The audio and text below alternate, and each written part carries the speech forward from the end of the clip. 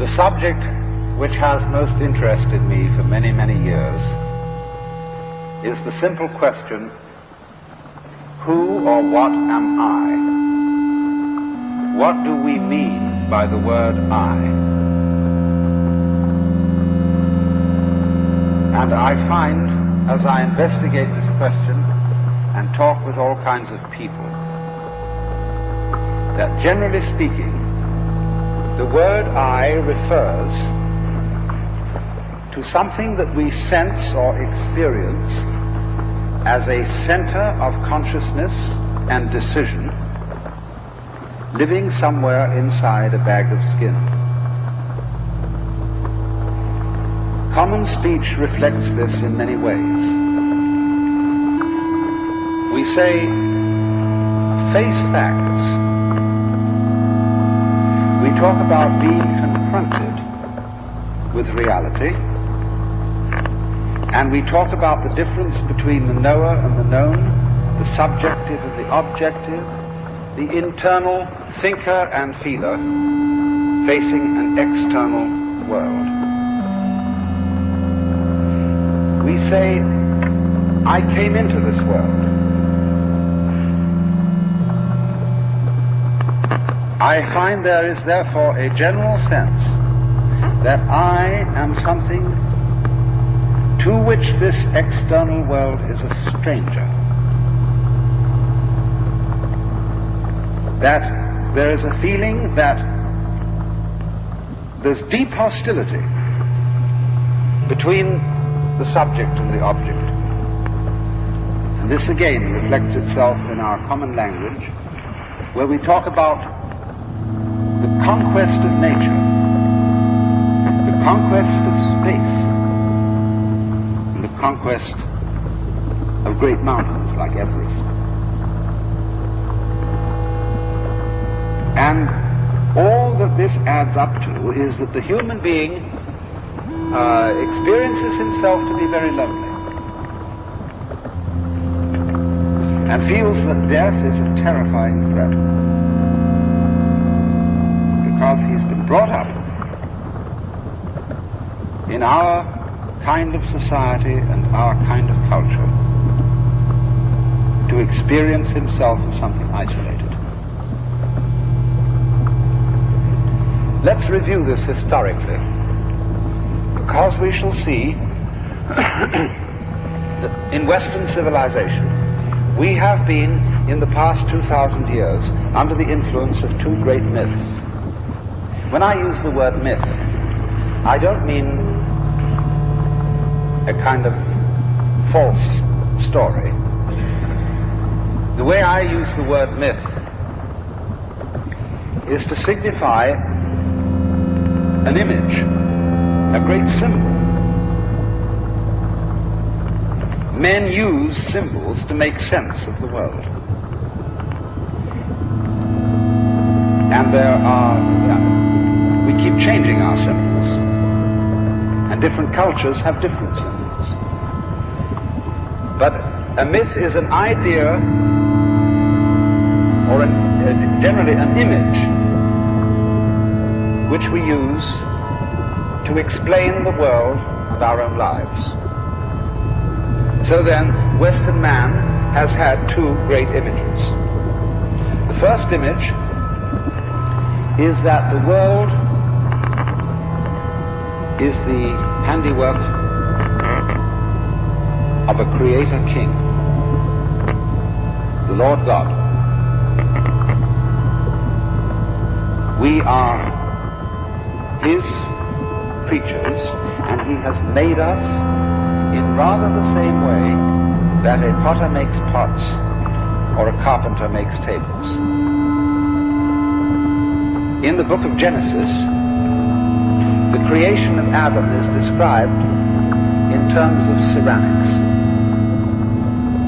because the Lord God fashions a figurine out of the dust of the earth, that is to say, out of clay, and then having made this little figure of a man, he breathes the breath of life into its nostrils, and the man becomes alive. And it's not insignificant in this line of tradition that Jesus is the son of a carpenter. Because the whole idea of the universe is that it's an artifact. It is something made. It could have been different from that. The universe could have been considered not as something made, like a table or a pot, but something grown, like a plant. And that children might say to their mothers, not, "Mommy, how was I made?" but "Mommy, how was I grown?"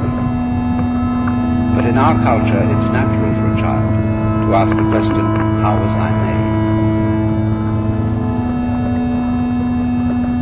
Now then, this whole imagery of the human being as something made by a master craftsman became too much for the Western world.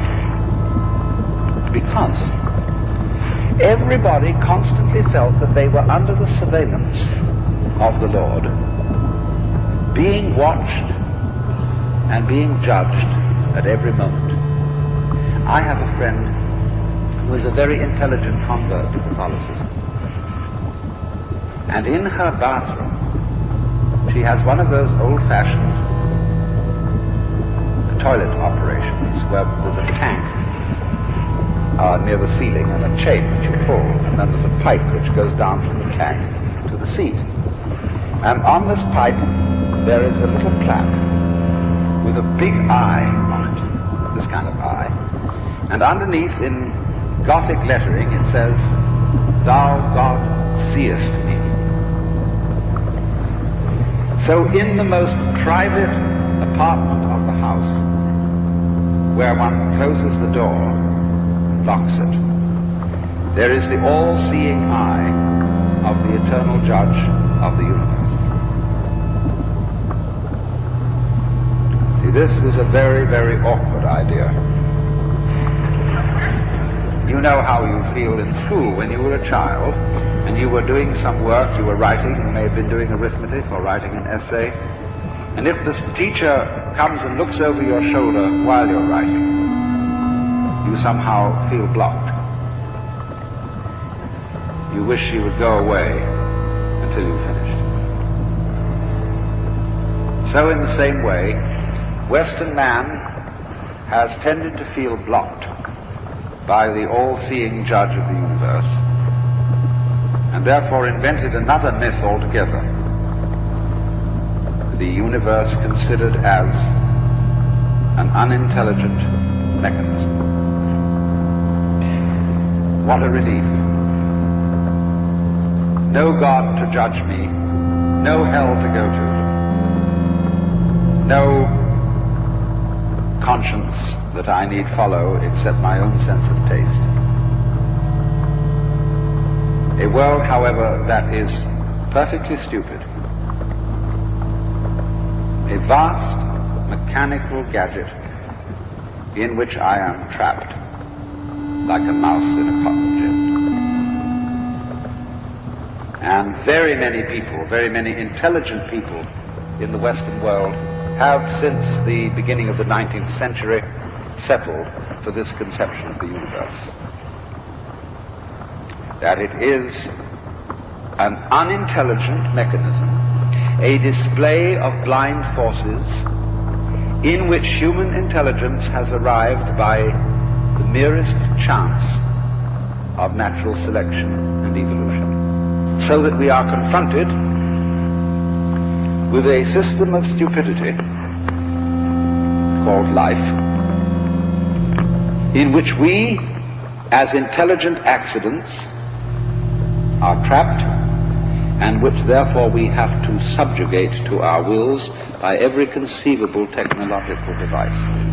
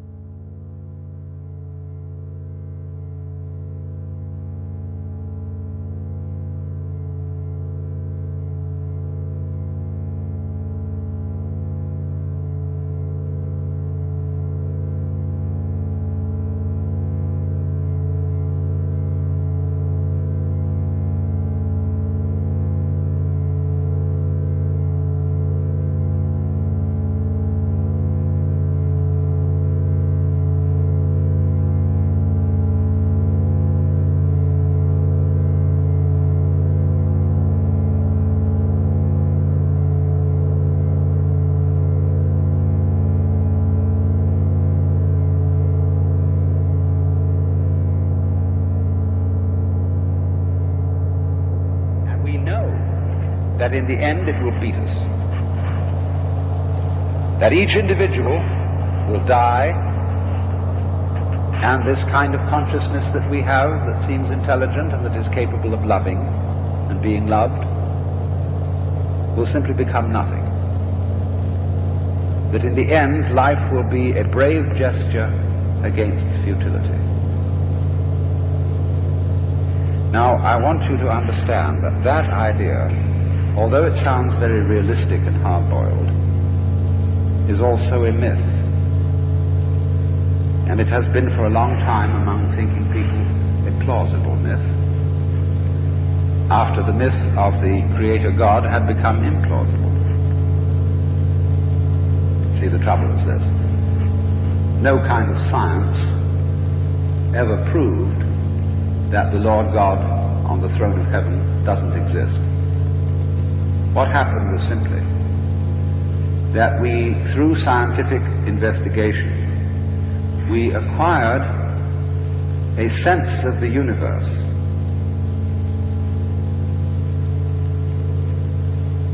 a conception of time and of space, which made the old-fashioned idea of the Lord God simply implausible.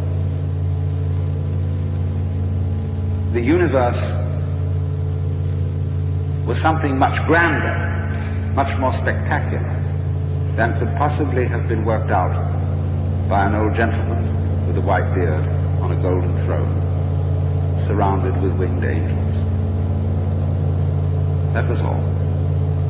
Besides, he was a nosy Parker, and we didn't want him. But the new idea that man, that intelligence and consciousness and love and so on are flukes in an utterly irrational universe, or rather mechanical universe, is simply to be understood as a reaction against the first myth. Because, as a matter of fact, the idea that man is a fluke in a mechanical universe is palpably absurd. But it has an enormous influence on the way we think, and above all, on the way we feel. I said we say normally, I came into this world. Why don't we say much more correctly, I came out of it?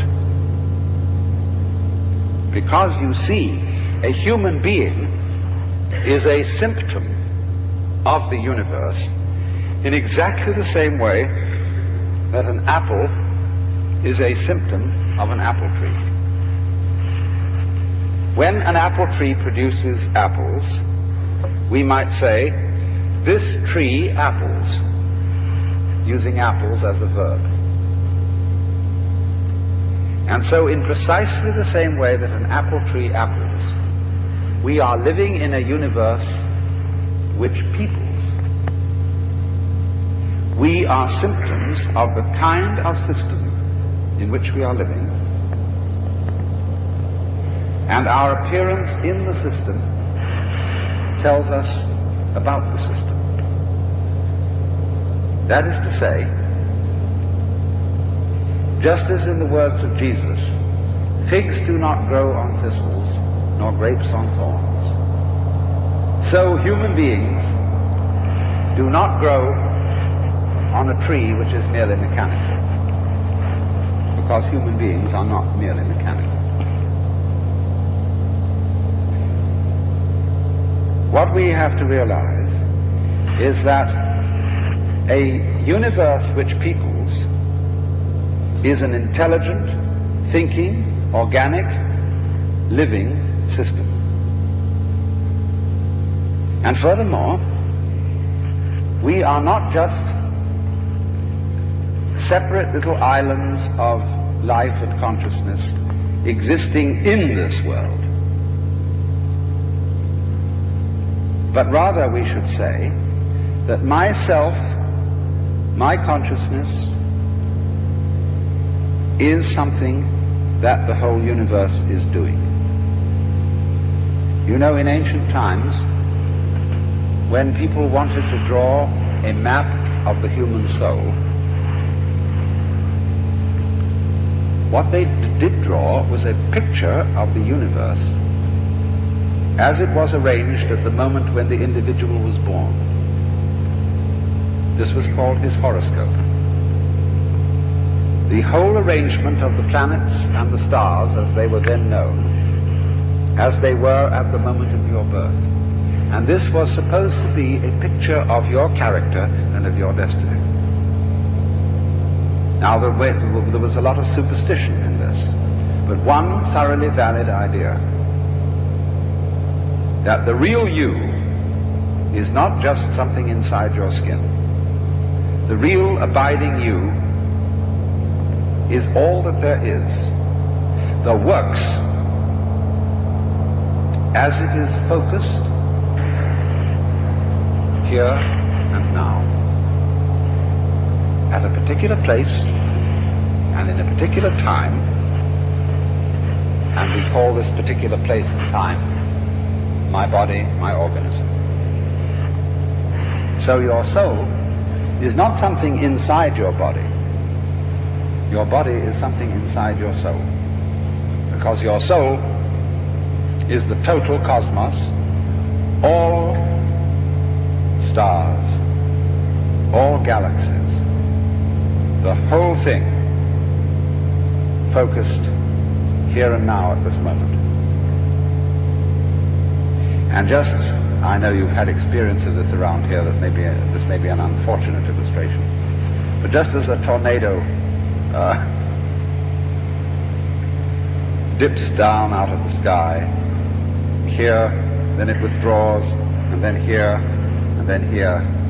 So in the same way, everything that there is dips down and becomes an individual, and then withdraws. That's what we call death, and it dips down again, and it, shall I say, incarnates again, and it's doing it all over the place, as all us people, all us rabbits, dogs, cats, trees, mountains, stars, everything.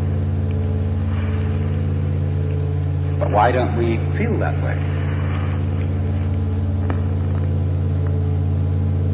Instead of having this feeling that I am a lonely little creature watching the world almost from outside and feeling that it's something with which I have to do battle. Well, the answer is we've been brought up the wrong way.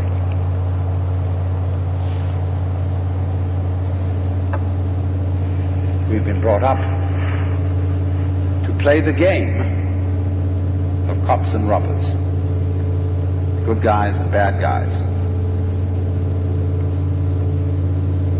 That is to say, the game of pretending that each one of us is separate. Each one of us behaves on his own. And this gets us into the most amazing messes.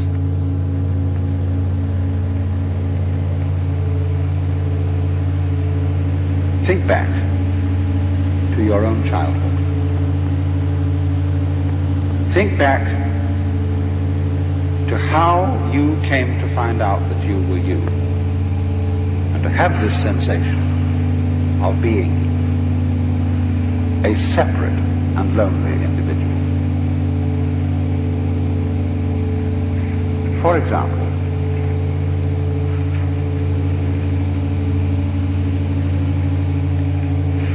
we are told by our parents that there are certain things that we must do. You must go to sleep. You must love your parents. You must have a bowel movement every day after breakfast. Now, what is the meaning of this word must? Is it a commandment?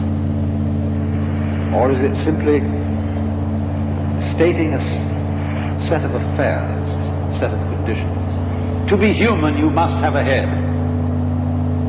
Did you ever see people going around trying to have heads? No. Well, so in exactly the same way, you remember very well that when you tried to go to sleep, you stayed wide awake. And supposing you try to love someone, look, supposing you as a husband or a wife say to your spouse, darling, do you really love me? What kind of answer do you want? Do you want your spouse to say, darling, I'm trying my best to do so?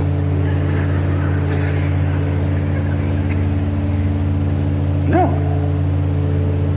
What you want is an answer to the question, do you really love me? You want the person to say, I can't help loving you. I love you so much I could eat you. But yet, we can say to our children such a remark as, darling, all good children love their mothers. And you ought to love your mother, not because I say so, but because you really want to. Do you see? This is a request which says, I command you to do something which will be acceptable to me only if you do it voluntarily. And that situation is called a double bind.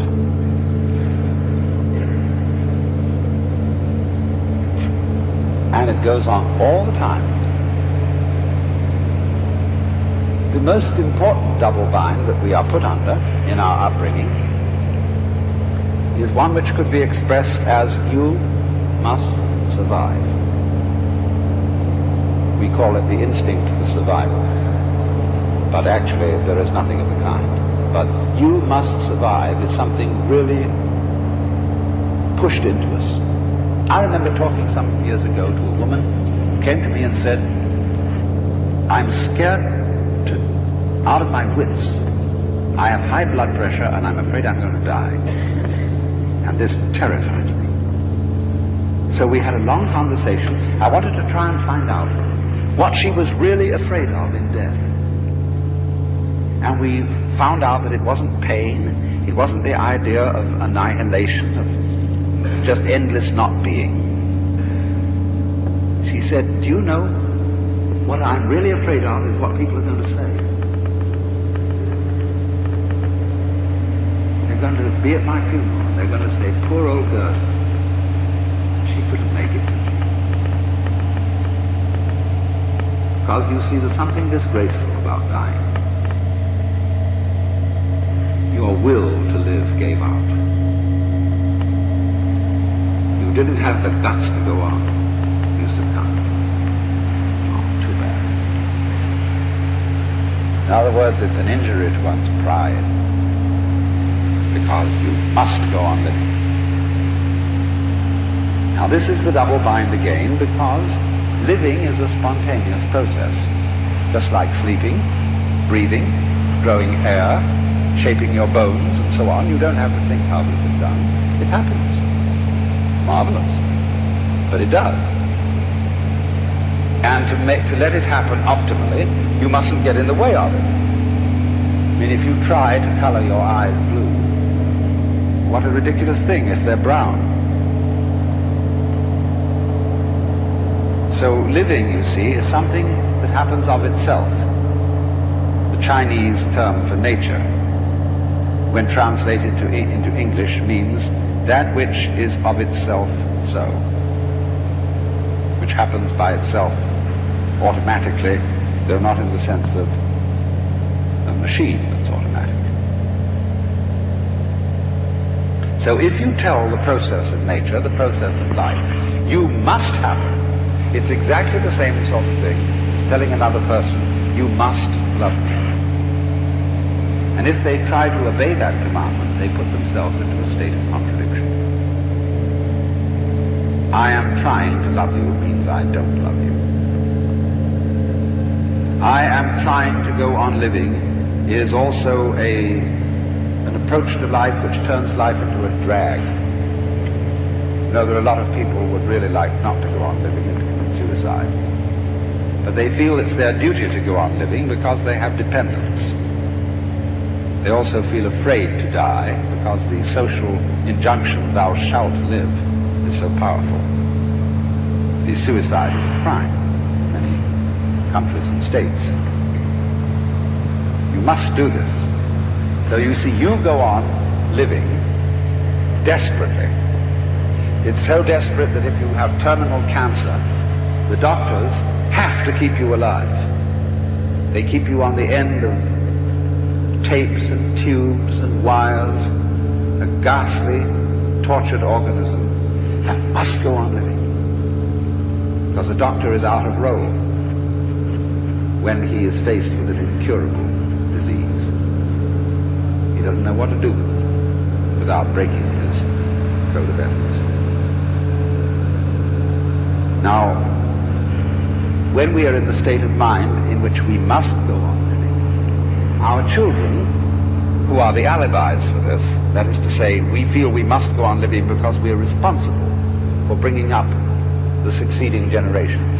But all we do by this is that they catch the same attitude from us. And they are going to drag on for the sake of their children, who are going to learn to drag on for the sake of their children. Well, isn't that great? This is simply a system of hereditary stupidity. Because you see, children learn more from the adults' attitudes than they do from anything that adults say.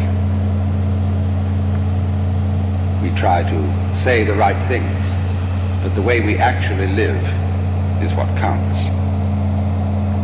So if we go on living under a sense of compulsion, must live, must get on, must earn that living, must make that grade, whatever it is, must look after the family, must be faithful to your wife, husband, or whatever. That's a mockery, and everybody knows it. But what?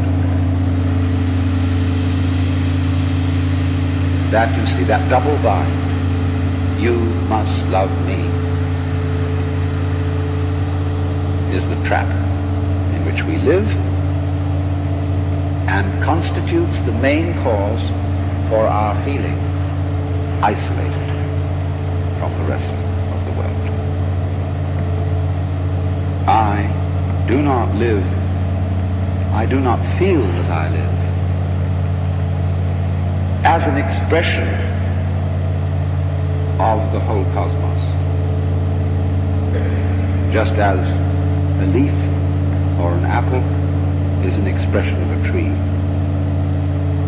But I am taught to feel that I live in spite of the cosmos, only to the degree that I struggle against it to wrest my life from the soil and the waters. We breed a race of human beings, a culture which is, in technical psychological jargon, alienated, and which feels that it has a sacred duty to beat the physical world into submission. And the symbol today in Western culture, especially in the United States, of this state of mind is the bulldozer. I don't know how it is here in Michigan, but where I live in California, the bulldozer is ubiquitous. And this great, blunt, powerful, shoving thing it has on the front of it is knocking down hills, is putting flat tract lots in the middle of mountains, and is the most aggressive, domineering symbol of man flattening the earth. I sometimes wonder whether that passage in Isaiah, every valley shall be exalted, and the hills laid low and the rough places plain, is that a prophecy of something nice or a forecast of doom? The flattened out earth. No mountains, no valleys. How boring can you get? And the funny thing is this, that when people want to live in the hills, they want to live in the hills because the hills are great. They like the hills. But if by going and living there they destroy them, is that sensible? What eventually happens, of course, to all these tract lots in the hills is that the rains come and the houses fall down the slope, because they've upset the natural balances of the area. They've torn off all the topsoil, scrubbed up all the brush and the vegetation, because that's tidy and neat, according to these people's notions. But all this sort of thing is a symbol of man at war with his environment, because he does not realize that his own physical existence includes the external world. Let me put it in another way. Your body is not just what is inside your skin. Your body includes what you call the external world. The skin doesn't divide you from nature, it joins you to it. Because the skin is simply a spongy, porous membrane through which you breathe and through which your nerve ends have contact with everything outside it. It's the bridge between you and the outside, and you on the inside and it on the outside always go together. You see, look, do you know the most fundamental, important thing in all metaphysics? You understand everything, all mysteries of the universe. You just realize that every inside has an outside, and every outside has an inside. They just go together, as do, incidentally, black and white, light and darkness, and life and death. They go together in the same way as the crest and the trough of a wave. Did you ever see a wave with a crest and no trough? Or a trough and no crest? Never was there such a wave. Did you ever see an inside without an outside? Could you have light without the contrast of darkness, or vice versa? Of course not. This is the simplest thing that everybody should learn before they learn 1, 2, 3 or ABC. But it's always left out. And you see, when that's left out,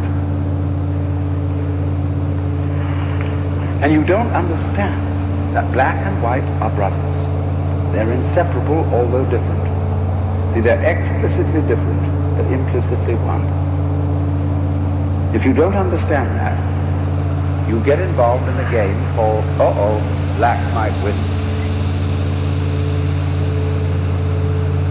In other words, it would be easier for there to be death than life. It's a little bit funny, isn't it, that anything exists at all. Has that ever struck you? I mean, it would be so much easier for there not to have been anything, because being is a bit of an effort. I mean, it would be a much more rational universe if nothing had ever happened.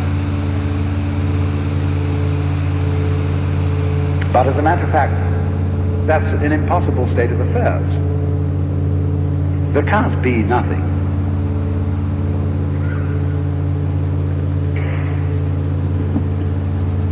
But something, existence, is not just being. It's an alternation of being and non-being. Do you understand that? Listen to a sound. Noise. Noise is something you hear. But noise isn't just sound. It is an alternation of sound and silence. It's a vibration.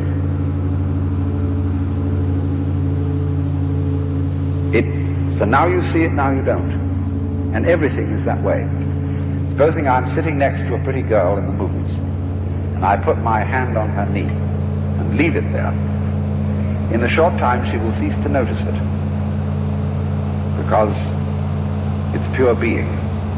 But if I pat her on the knee, then she notices, she knows I'm still there, because I put my hand on and take it off, on and off, on and off, on and off, and that's what creates the existence. So in the same way, all our sensations are sensations of vibration, of now you see it, now you don't. And these two together constitute being, life and death, black and white, solid and space, something and nothing. But we play the game, you see, that nothing might win. Now when you see you've forgotten the connection between these two things, which is the secret, that Tweedledum and Tweedledee agreed to have a battle. When you've forgotten that connection, and you're afraid that the black side may win, that everything may be lost, that all existence may plunge into the abyss of endless night, then you play the contrary game. But white must win. And that's where you get into trouble. You must love. You must live. And that's the biggest hoax ever invented.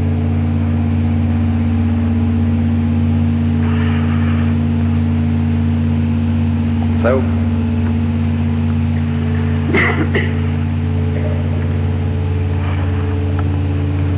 we go around doing battle against our own nature.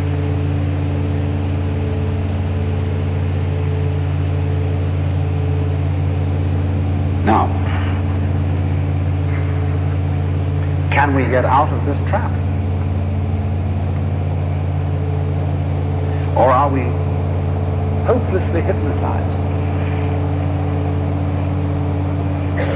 Is there anything, supposing you realize this is true, can you change your state of consciousness so that you don't any longer have to feel that you are an isolated island of sensitivity locked up in a bag of skin? Could you come to feel that you are really, deep down, simply a particular expression of everything that there is? To put it more strongly, could you realize as clearly as when you put your hands on something hard and you know it's there, could you realize that clearly that your real self is the works, is the whole cosmos? How would you go about that? A lot of people do know this. In the East, they call them Buddhas. And they know this in a very natural way. But in order to approach that kind of knowledge, really the main problem about it is to get rid of our chronic objections to it. For example,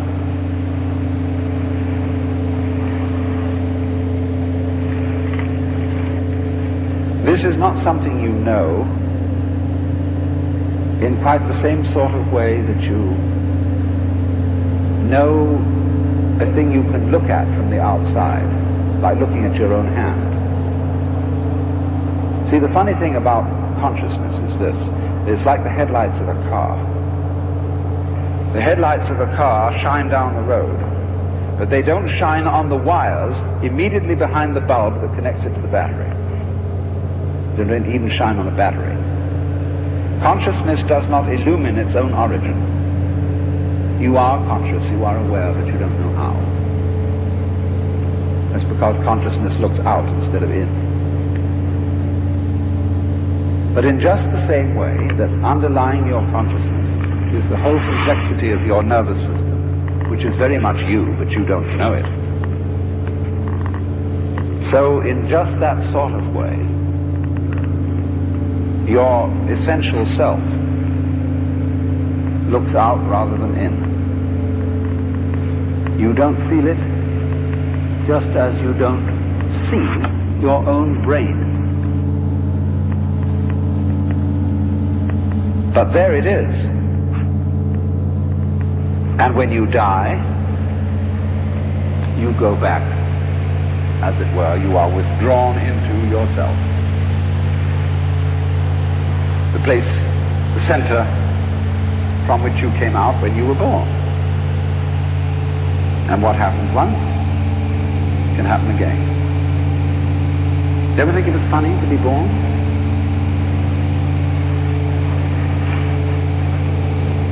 Think about it. What will it be like to go to sleep and never wake up?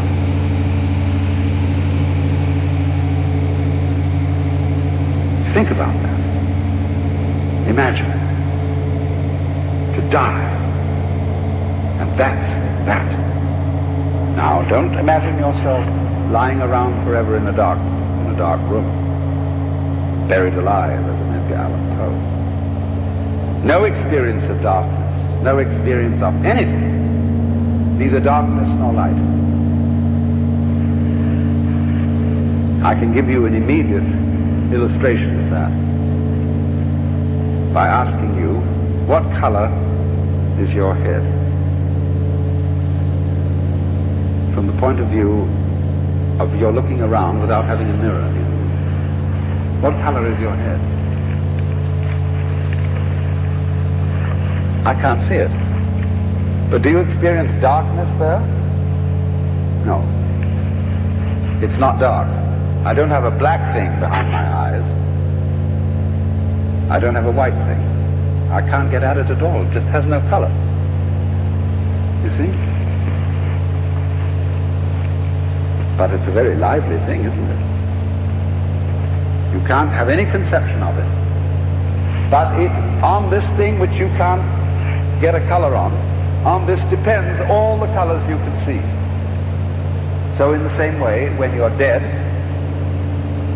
you go back into this thing, which can't be seen and which can't be thought about. Because you see, the moment you think about, what will it be like to go to sleep and never wake up? Becomes the corollary. What is it like to wake up without ever having gone to sleep in the first place? In other words, that's birth.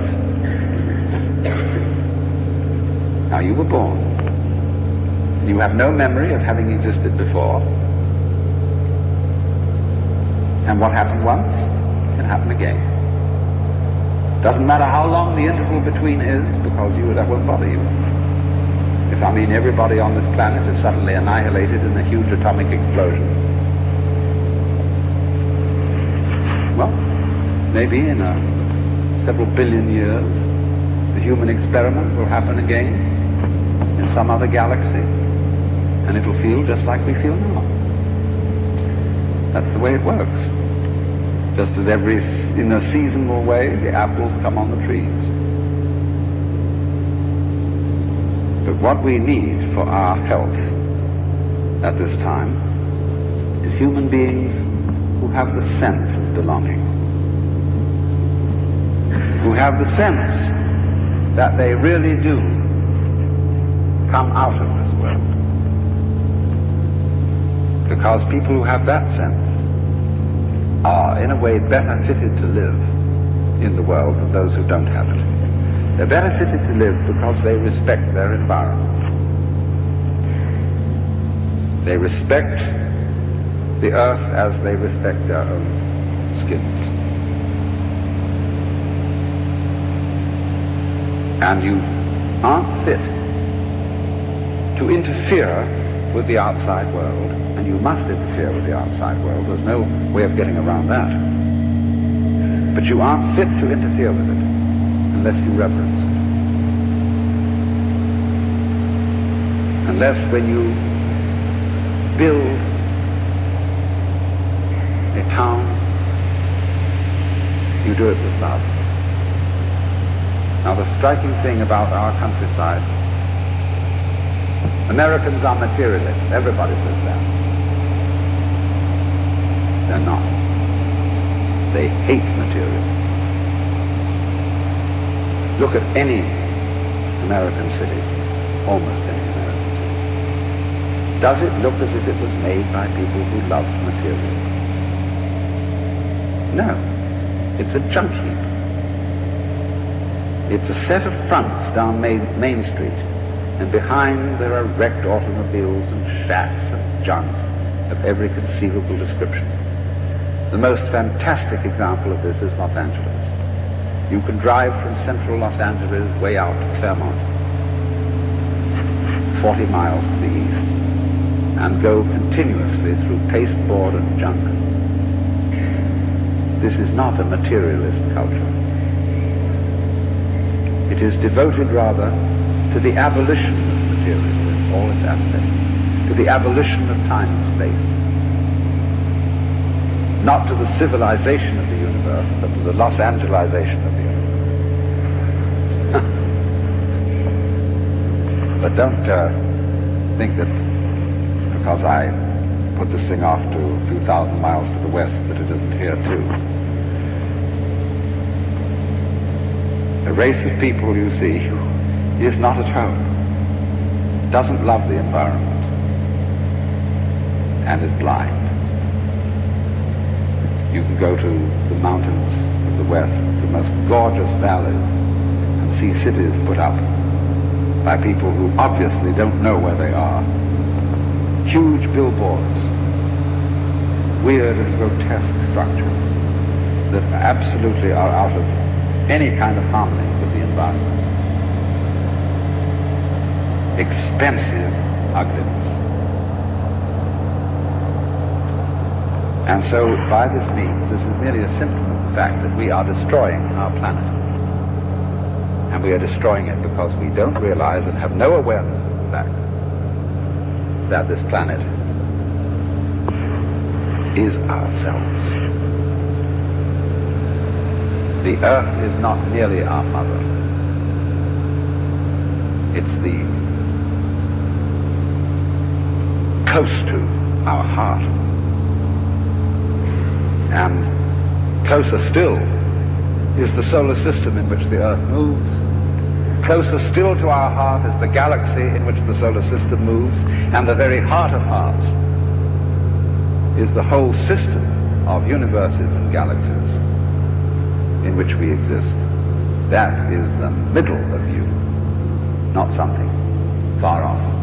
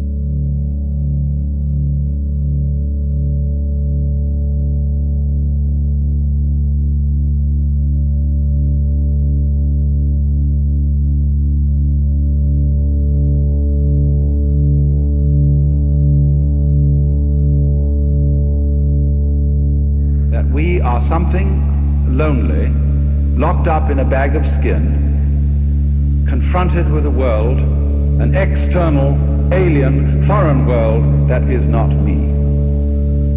Now, according to certain of these great ancient philosophies like Buddhism, this sensation of being a separate, lonely individual is a hallucination. It's a hallucination brought about by various causes, the way we're brought up, being the chief of them, of course. I remember as a child, and you probably have very similar memories to mine, that all our parents were desperately interested in identifying us. Don't you remember that sometimes you went out and played with other children, and there was someone in the group of other children you admired and looked up to, and you came home imitating the mannerisms of that other child. And your mother said to you, Johnny, that's not you, that's Peter. You felt a little bit ashamed, because somehow you had let her down. She wanted you to be you, her child, and not Mrs. Jones's child, Peter. And so in many ways, we're all taught this. For example, the main thing that we're all taught in childhood is that you must do that which will only be appreciated if you do it voluntarily.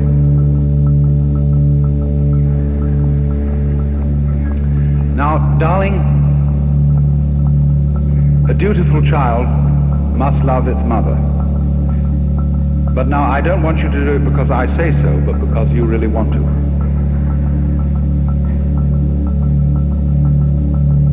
Or you must be free.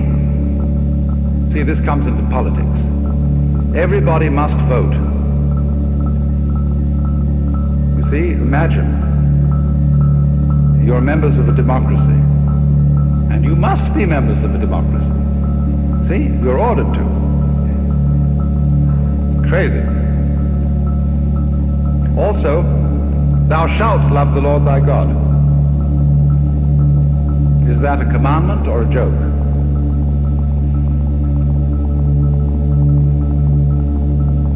You know, if you suggest that the Lord is joking, most people in our culture are offended because they have a very moronic conception of God as a person totally devoid of humor. But the Lord is highly capable of joking, because joking is one of the most constructive things you can do. So, when you are told who you are, and that you must be free, furthermore that you must survive, you must go on living, and that becomes a kind of compulsion, you get mixed up. It's very simple. Of course you get mixed up. If you think you must do something, which will only be the thing required of you if you do it freely. These are the sort of influences, then, that cause human beings all over the world to feel isolated,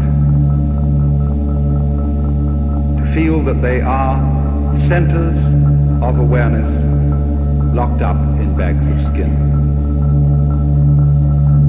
Now, this sensation of our identity can be shown and demonstrated to be false by some of the disciplines of our own science. When we describe a human being or any other living organism from a scientific point of view, all that means is that we're describing it carefully.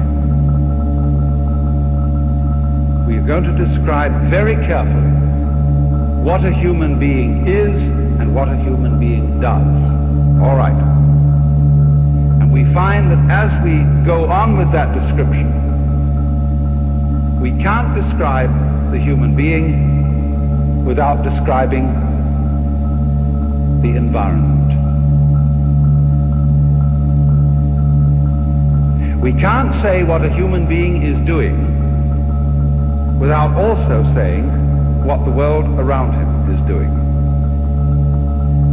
Just imagine for a moment that you couldn't see anything up here except me. You couldn't see the curtains behind me. You couldn't see the stage. You couldn't see the microphone. You could only see me. That was all you could see. What would you be looking at? You wouldn't see me at all, because you wouldn't see my edges. And my edges are rather important for seeing me. My edges would be identical with the edge of your eyesight, with that vague oval curve, which is the field of vision. And what you would be looking at would be my necktie, my nose, my eyes, and so on, but you wouldn't see my edges. So you'd be confronted with a very strange monster, and you wouldn't know it was a human being. Because to see me, you need to see my background. And therein lies a clue of which we are mostly ignorant. In Buddhist theory,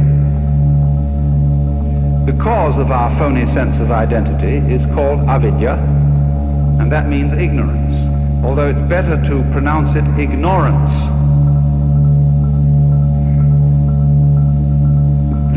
Having a deluded sense of identity is the result of ignoring certain things. So when you look at me, and I manage by behaving up here in a kind of a more or less interesting way, I cause you to ignore my background because I concentrate attention on me. Just like a conjurer, stage magician, in order to perform his tricks, misdirects your attention. He talks to you about something he's doing here, and he talks to you about his fingers and how empty they are, and he can pull something out of his pocket in plain sight and you don't notice it. And so a magic happens. That's ignorance. Selective attention, focusing your consciousness on one thing to the exclusion of many other things. So in this way, we concentrate on the things, the figures, and we don't concentrate on the background. And so we come to think that the figure exists independently of the background. But actually, they go together. And they go together just as inseparably as backs go with fronts, as positives go with negatives, as ups go with downs, and as life goes with death. You can't separate it. So there's a sort of secret conspiracy between the figure and the background. They're really one, but they look different. They need each other,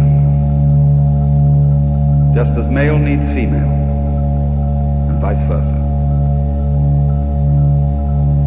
But we are ordinarily completely unaware of this. So then, when the scientist starts paying attention to behavior of people and things carefully, he discovers that they go together, that the behavior of the organism is inseparable from the behavior of its environment. So you see, if I'm to describe what I am doing, what am I doing?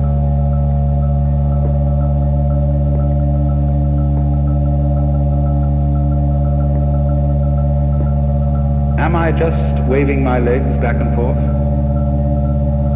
No, I'm walking. And in order to speak about walking, you have to speak about the space in which I am walking, about the floor, about the direction, left or right, in relation to what kind of room, what kind of stage, what kind of situation. Because obviously, if there isn't a ground underneath me, I can't very well walk.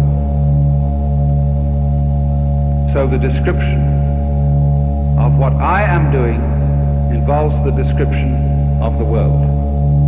And so the biologist comes to say that what he is describing is no longer merely the organism and its behavior. He is describing a field which he now calls the organism-environment. And that field is what the individual actually is.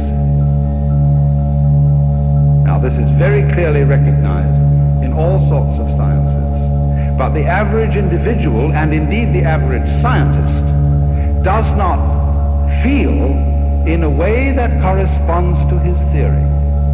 He still feels as if he were a center of sensitivity locked up inside a bag of skin. The object of Buddhist discipline or methods of psychological training is, as it were, to turn that feeling inside out, to bring about a state of affairs in which the individual feels himself to be everything that there is, the whole cosmos, focused, expressing itself here. And you, as the whole cosmos, expressing itself there, and there, and there, and there, and there, and so on. That what, in other words, the reality of myself fundamentally is not something inside my skin, but everything, and I mean everything, outside my skin. But doing what is my skin and inside it. I mean, imagine that every one of us, look, in the same way that the sea, when the ocean has a wave on it, the wave is not separate from the ocean, is it? Every wave on the ocean is the whole ocean waving. The ocean waves and it says, yoo-hoo, I'm here, see? But I can wave all over the place. I can wave in many different ways. I can wave this way, go and wave that way. So the ocean of being waves every one of us, and we are its waves. But the wave is fundamentally the ocean. Now, in that way, your sense of identity would be turned inside out. You wouldn't forget who you were. You wouldn't forget your name and address, your telephone number, your social security number, and what sort of role you're supposed to occupy in society. But you would know that this particular role that you play, this particular personality that you are, is superficial, and the real you is all that there is.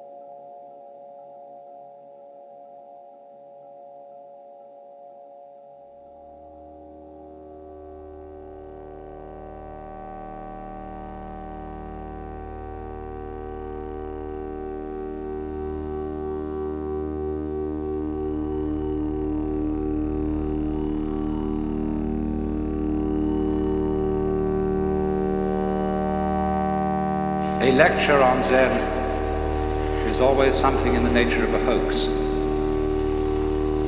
because it really does deal with a domain of experience that can't be talked about. But one must remember at the same time that there's really nothing at all that can be talked about adequately. And the whole art of poetry is to say what can't be said. So every poet, every artist feels when he gets to the end of his work that there's something absolutely essential that was left out. So Zen has always described itself as a finger pointing at the moon.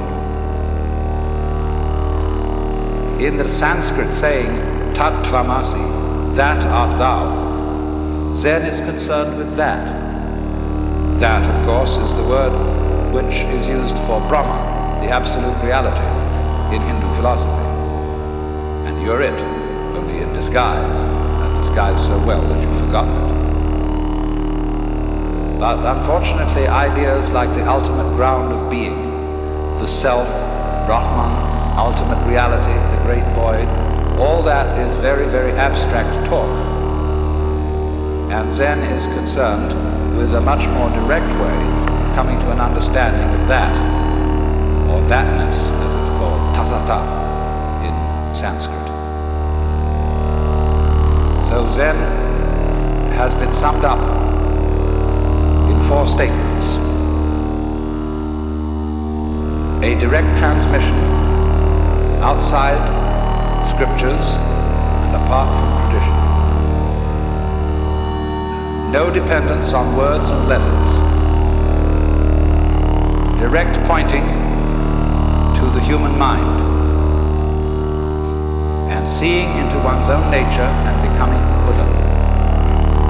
That is, becoming enlightened, awakened from normal hypnosis under which almost all of us go round like somnambules.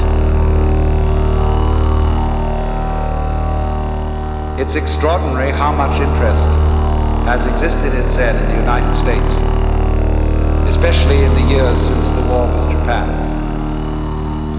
And naturally, I've often meditated on the reasons for this interest. I think, first of all, the appeal of Zen lies in its unusual quality of humor. Religions aren't, as a rule, humorous in any way. Religions are serious.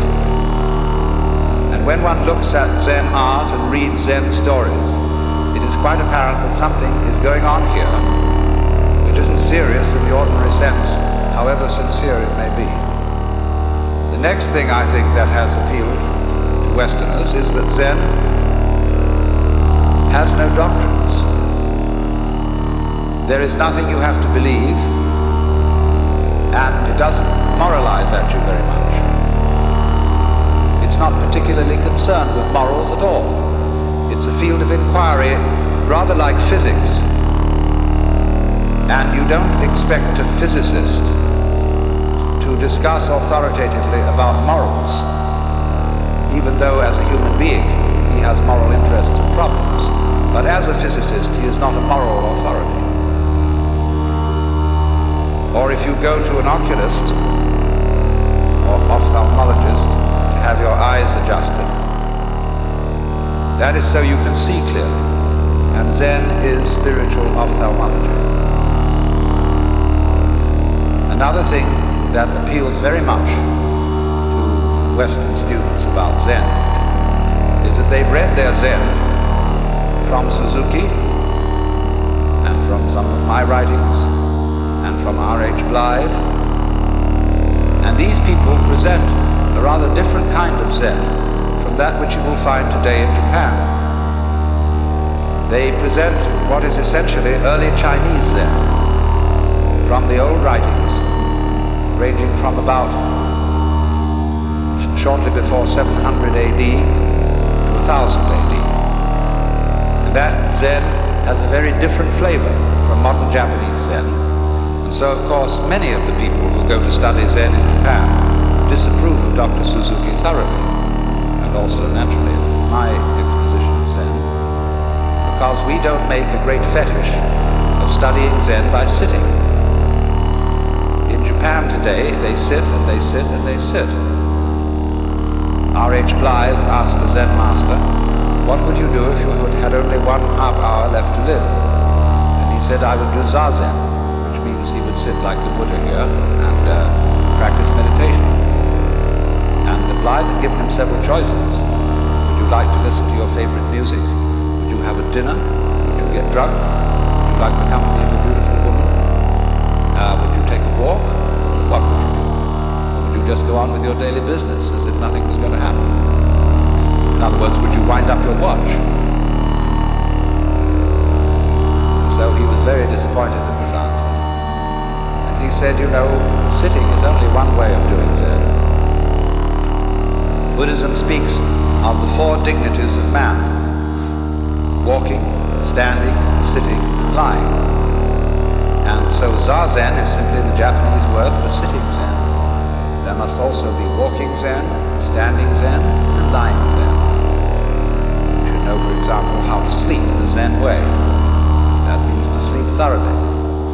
Zen has been described as when hungry eat, when tired sleep. And when the student got that description, he said, well, doesn't everybody do that? The master said they don't. When hungry, they don't just eat, but think of 10,000 things. When tired, they don't just sleep, but dream innumerable dreams. So in a sense, this sounds like the old Western truism. Whatever your hand finds to do it with all your might. But that's not the same thing as Zen. A lot of people like to see if they could sum up Zen in that way, in the Latin motto of the school I used to go to in England: Age dum agis. Act when you act, while you act. There's a famous story which beautifully illustrates the current relationships between East and West. Paul Reps, who wrote, or rather drew, a lovely book called Zen Telegrams, once asked a Zen master to sum up Buddhism in one phrase. And he said, don't act, but act. So Reps was simply delighted, because he thought the master had said, don't act, but act. That, of course, would be the Taoist principle of Wu Wei, of action in the spirit of not being separate from the world, realizing so fully that you are the universe too, that your action on it is not an interference, but an expression of the totality. But the master's English was very bad indeed, and Paul Reps had misunderstood him. He had said, don't act, bad act. And you know, that is the sort of attitude that all clergy develop over the centuries. You know how it is when you go to church, if you do. So often the sermon boils down to, my dear people, you ought to be good. And everybody knows that. Hardly anybody knows how. Or even what good is. The fascination of Zen to the West is that it promises a sudden insight into something that is always supposed to take years and years and years. The psychoanalysts, if you're mixed up, they tell you the troubles you've got yourself into over all these years can't be undone in a day. Therefore, it will take many, many sessions, maybe twice a week for several years for you to get straightened out. Christians say that if you embark on a path of spiritual discipline, you get yourself a spiritual director and submit yourself to the will of God, but you may not get into the high states of contemplative prayer for very many years. Hindus, Vedanta society people, Buddhists also say will require many long years of meditation, very hard concentration, very difficult practice, and stern discipline. Then maybe you will make enough progress in this life to become a monk in your next life. Then you'll make enough progress to enter some of the preliminary stages leading to Buddhahood. But it's all likely to take you many, many incarnations. But when this artist Hasegawa was asked, how does one see into Zen? He said, it may take you 3 seconds. It may take you 30 years. I mean that. And so you see, there is always the possibility that it may take only 3 seconds. Zen literature abounds with stories, you see, in which there's a dialogue, or what is called in Japanese mondo, which means question-answer, between a Zen teacher and his student. And these dialogues are fascinatingly incomprehensible. But it always seems to be that at the end of this swift interchange, the student gets the point. Sometimes he doesn't. I gave a book of these dialogues once to a friend of mine who was deeply interested in Eastern philosophy. He said, I haven't understood a word of it, but it's cheered me up enormously.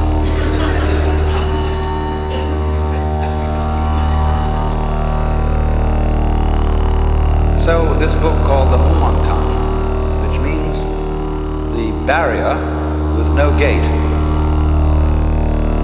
or the gateless gate, contains such stories as the student, I say student rather than monk, because Zen students are not monks in our sense of the word monk. Our monks take life vows of poverty, chastity, and obedience. And to make the grade, you're expected to spend your whole life in a monastic state. But I call the Zen monk a student because he's more like a student in a theological seminary. He may stay much longer than the usual 3 years. He may stay 30 years or so. But it's always possible for him to leave with dignity and to graduate and to go into lay life or become a regular priest who keeps charge of a temple, can get married and have a family. And only very few graduates of the Zen monastery become Roshi. The Roshi means simply old teacher. That is the man in charge of the spiritual development of the students. So one of these students in the book says to the master Joshu, I have been here in this monastery for some time and I've had no instruction from him. The master said, have you had breakfast? Yes. Then go wash your bowl. And the monk was awakened. Now you may think that the moral of this story is do the work that's nearest, though it's dull and wild, helping when you meet the lame dogs over stiles.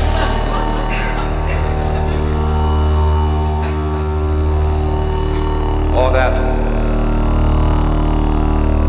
the bowl might be a symbol of the great void, the all-containing universe. And probably the monk had washed it already, because they immediately after eating in Japan and China, in the monastery, they would take tea and pour it into the bowl and spill it around, wash it and wipe it out. So maybe he had already washed the bowl. In that case, you might think that the master was saying, don't gild the lily. Don't, to use a real nice Zen phrase, don't put legs on a snake or a beard on a eunuch. No, the point of that story is so clear that that's what's difficult. All these stories resemble jokes in this sense. A joke is told to make you laugh. When you get the point of a joke, you laugh spontaneously. But if the point has to be explained to you, don't laugh so well, you force a laugh. There is some kind of sudden impact between the punchline and the laugh. So in exactly the same way with these stories, there is expected to be something else than laughter, which is sudden insight into the nature of being. Nature of being, that sounds, again, very abstract. But it was go wash your bowl.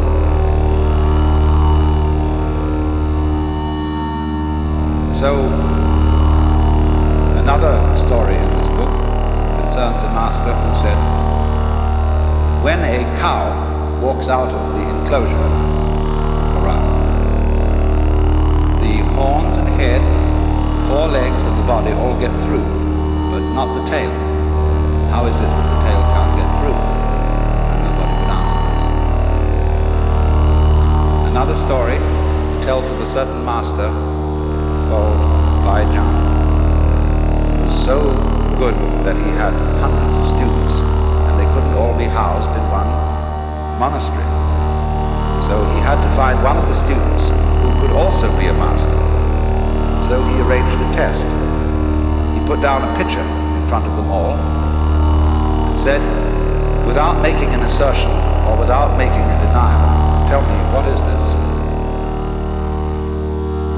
And the senior monk said it couldn't be called a piece of wood.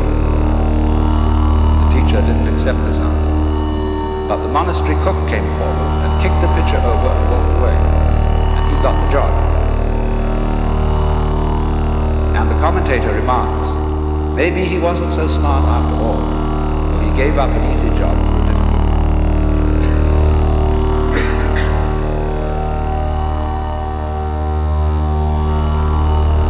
When an inquirer about Zen came to a master,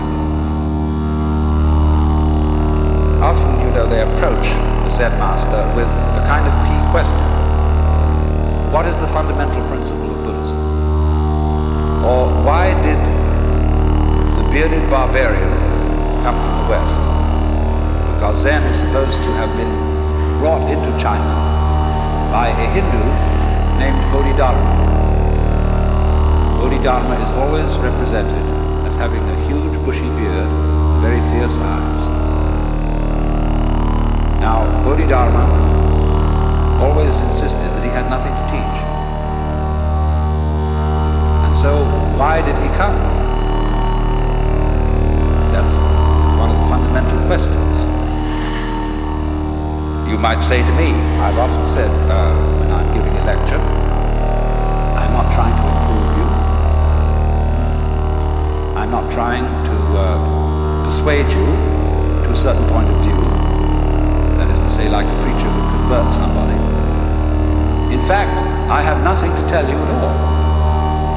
Because were I to presume that I had something to tell you, I would be like a person who picked your pocket and sold you your own watch. So you might say, then why do I talk? You might ask the sky, why are you blue? The clouds, why do you float around? Birds, why do you sing? And we've been busy trying to invent explanations for all this. So there's this great Zen saying. One of the old masters said, when I was a young man and knew nothing of Buddhism, mountains were mountains, waters were waters. But when I began to understand a little Buddhism, mountains were no longer mountains, waters no longer waters. In other words, when one starts scientific and philosophical inquiries, everything gets explained away in terms of its causes or other things that go with it. Or one sees that all the things in the world, what we think are separate things, are as things illusions. There is nothing separate. So, but he said at the end, but when I had thoroughly understood, mountains were mountains, waters were waters. So, This is what's called direct pointing.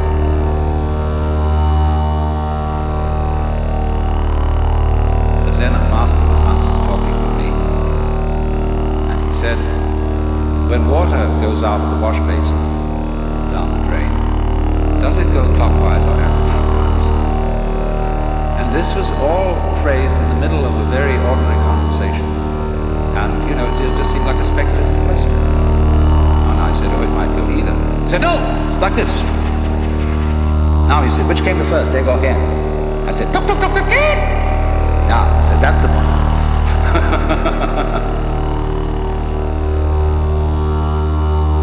Now, it is saying too much, I warn you, to say that Zen is trying to point to the physical universe so that you can look at it without forming ideas about it. That is saying too much, but it is the general idea. It's in the direction of being the right idea. Zen people speak of the virtue of what they call mushin, which means no mind, munen, no thought. That red lantern says munen, no thought. This is not an anti-intellectual attitude. The ordinary simple person is just as bamboozled by thinking as a university professor. You can think intellectually in a no-think way. That's the art. It doesn't mean not to have any thoughts at all. It means not to be fooled by thoughts, not to be hypnotized by the forms of speech and images that we have for the world, not to be hypnotized by them into thinking that that is the way the world really is. So if I say this is a fan, it isn't. To begin with, fan is a noise. This doesn't make the noise fan. It just whoosh. But it can be many other things than a fan. It can be a back scratcher. All sorts of things. Don't let words limit the possibilities. Actually, this fan has an inscription on it, written by a Zen master who is 100 years old. And it says, I don't understand, I don't know anything about it. So that goes back to the story of Bodhidharma, that when he first came to China, sometime a little before 500 AD, he was interviewed by the Emperor Wu of Liang. The Emperor was a great patron of Buddhism. He said, we have caused many monasteries to be built, monks and nuns to be ordained, and the scriptures to be translated into Chinese. What is the merit of this? Bodhidharma said, no merit whatever. Well, that really set the Emperor back, because the popular understanding of Buddhism is that you do good things like that, religious things, and you acquire merit. This leads you to better lives in the future, so that you will eventually become liberated. So he was completely set back. So he said, well, what is the first principle of the holy doctrine? And Bodhidharma said, vast emptiness and nothing holy. Or in vast emptiness there is nothing holy. So the Emperor said, who is it then that stands before us? The implication being, aren't you supposed to be a holy man? And Bodhidharma said, I don't know. So the poem says, plucking flowers to which the butterflies come. Bodhidharma says, I don't know. And another poem like it, if you want to know where the flowers come from, even the god of spring doesn't know. So anybody who says that he knows what Zen is a fraud. Nobody knows. Just like you don't know who you are. All this business about your name and your accomplishments, your certificates, what your friends say about you. You know very well that's not you. But the problem to know who you are is the problem of smelling your own nose. When great Japanese master Dogen came back from China in about the year 1200 to bring his school of Zen into Japan, they asked him, what did you learn in China? He said, the eyes are horizontal, the nose is perpendicular.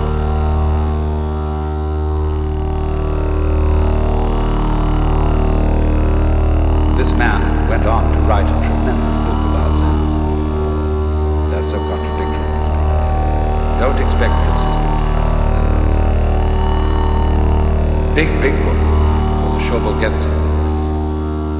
I talked with the Zen master about this book in Japan. And he said, oh, he said, that's a terrible book. It explains everything so clearly.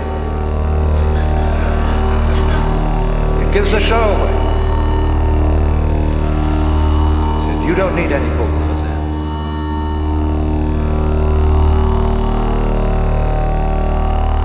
So you see, it is this kind of way of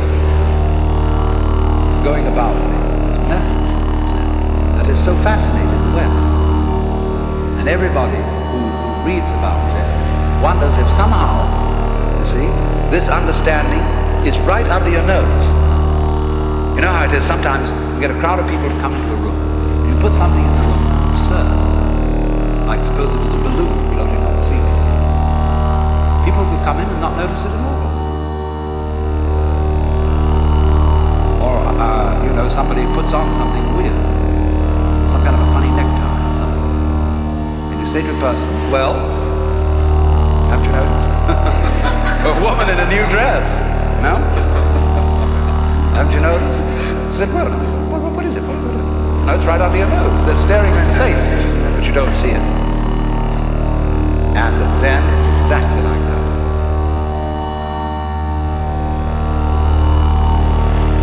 It is very obvious.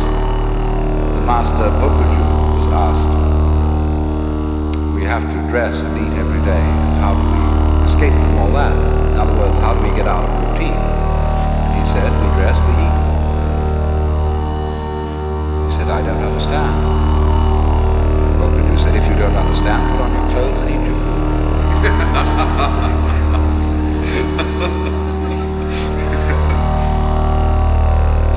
Another Zen master in quite recent times was interviewing a student. You see, all these stories I'm telling you are connected. And what I want you to do is to grasp intuitively the connection. Was interviewing a student, Western student, and he said,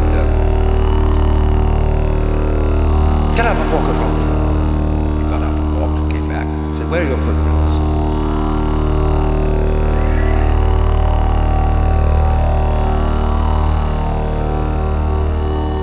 Another monk asked Joshu, what is the way? Tao in Chinese. Tao. He said, your everyday mind is the way. How do you get into accord? He said, when you try to accord, you deviate.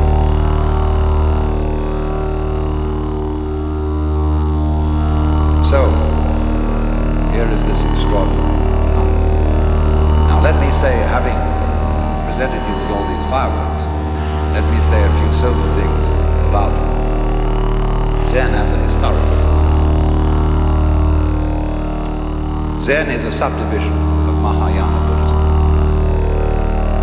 And as you know, that is the school of Buddhism which is concerned with realizing Buddha nature in this world. Not necessarily by going off to the mountains or by renouncing family life, everyday life, etc., as if that were an entanglement, but realizing in the midst of life the possibility of becoming a Buddha. And so the great ideal personality of Mahayana Buddhism Buddhism is the bodhisattva, a word now applied to somebody who has attained nirvana, but instead of disappearing, comes back in many, many guises. There's a famous painting of one of the bodhisattvas in the form of a prostitute. And bodhisattvas in Zen art are often represented as bums. There's the beautiful one over there, painted by Sengai, of the bum Pote, or Putai in Chinese, who's always immensely fat. And he's saying, Buddha is dead. Maitreya, who is supposed to be the next Buddha, hasn't come yet. I had a wonderful sleep, didn't even dream about Confucius. And he's just stretching and yawning as he wakes up. So, Zen is Mahayana, Indian Mahayana Buddhism, translated into Chinese, and therefore deeply influenced by Taoism and Confucianism. Zen monks brought Confucian ideas to Japan. And the origins of Zen lie actually around the year 414, at which time a great Hindu scholar by the name of Kumarajiva was translating with a group of assistants the Buddhist sutras into Chinese. One of his students taught that all beings whatsoever have the capacity to become Buddha, to become enlightened, even rocks and stones, and that even heretics and evil doers have the Buddha nature or Buddha potentiality in them. And everybody said he was a dreadful heretic. But then a text called the Nirvana Sutra came from India, which said precisely that. So everybody had to admit that this man was right. He also began to teach that awakening must be instantaneous. It's a kind of all or nothing state. I don't mean that there aren't degrees of its intensity, but once you see the principle, you see the whole thing. As they say, when the bottom falls out of the bucket, all the water goes together. Those men then promulgated the way of sudden awakening. Bodhidharma came later, and he is supposed in legend to have been followed by a line of 6 patriarchs, of which he was the first. The second was named Eka, I'm using the Japanese pronunciation, who was formerly a general of the army. Then the third was Sosan, who wrote the Shinjinmei, which is the most marvelous little summary of Buddhism in verse. And so on till they came to Eno, the 6th patriarch. You know perhaps more familiarly his Chinese name, Huineng. He died in 715 AD. He's the real founder of Chinese Zen, the man who synthesized the whole thing and was at least his collected discourses are contained in what is called the Platform Sutra. And any student of Zen should read the Platform Sutra. But Eno really fused Zen with the Chinese way of doing things. And he emphasized very thoroughly, do not think you are going to attain Buddhahood by sitting down all day and keeping your mind blank. Because a lot of those students practiced dhyana, which is the Sanskrit for Chan, which is the Chinese Zen, which is in turn Japanese, means meditation, or contemplation perhaps would be a better translation in English. And everybody thought that the proper way to contemplate was to be as still as possible. But according to Zen, that is to be a stone Buddha instead of a living Buddha. Now I can knock a stone Buddha on the head, clunk, and it has no feelings. And so it's a stone Buddha. There was a famous Zen master called Tankar, who went to a little lonely temple on a freezing cold night. And he took the Buddha image, one of the Buddha images off the altar, split it up and made a fire. And when the attendant of the temple came in the morning, horrified, broke the image, Tankar took his stick and started raking in the ashes. And the temple priest said, "What are you looking for?" He said, "I'm looking for the sali, that is to say the jewels that are supposed to be found in the body of a genuine Buddha when he's cremated." So the priest said, "You couldn't expect to find sali from a wooden Buddha." In that case, said Tankar, "Let me have that other Buddha for my fire." That's, you see, the difference between living Buddha and stone Buddha. But a person who thinks that in order to be awakened, you have to be heartless, to have no emotions, no feelings, that you couldn't possibly lose your temper or get angry or feel annoyed or depressed, those people haven't got the right idea at all. If that's your ideal, said Eno, you might just as well be a block of wood or a piece of stone.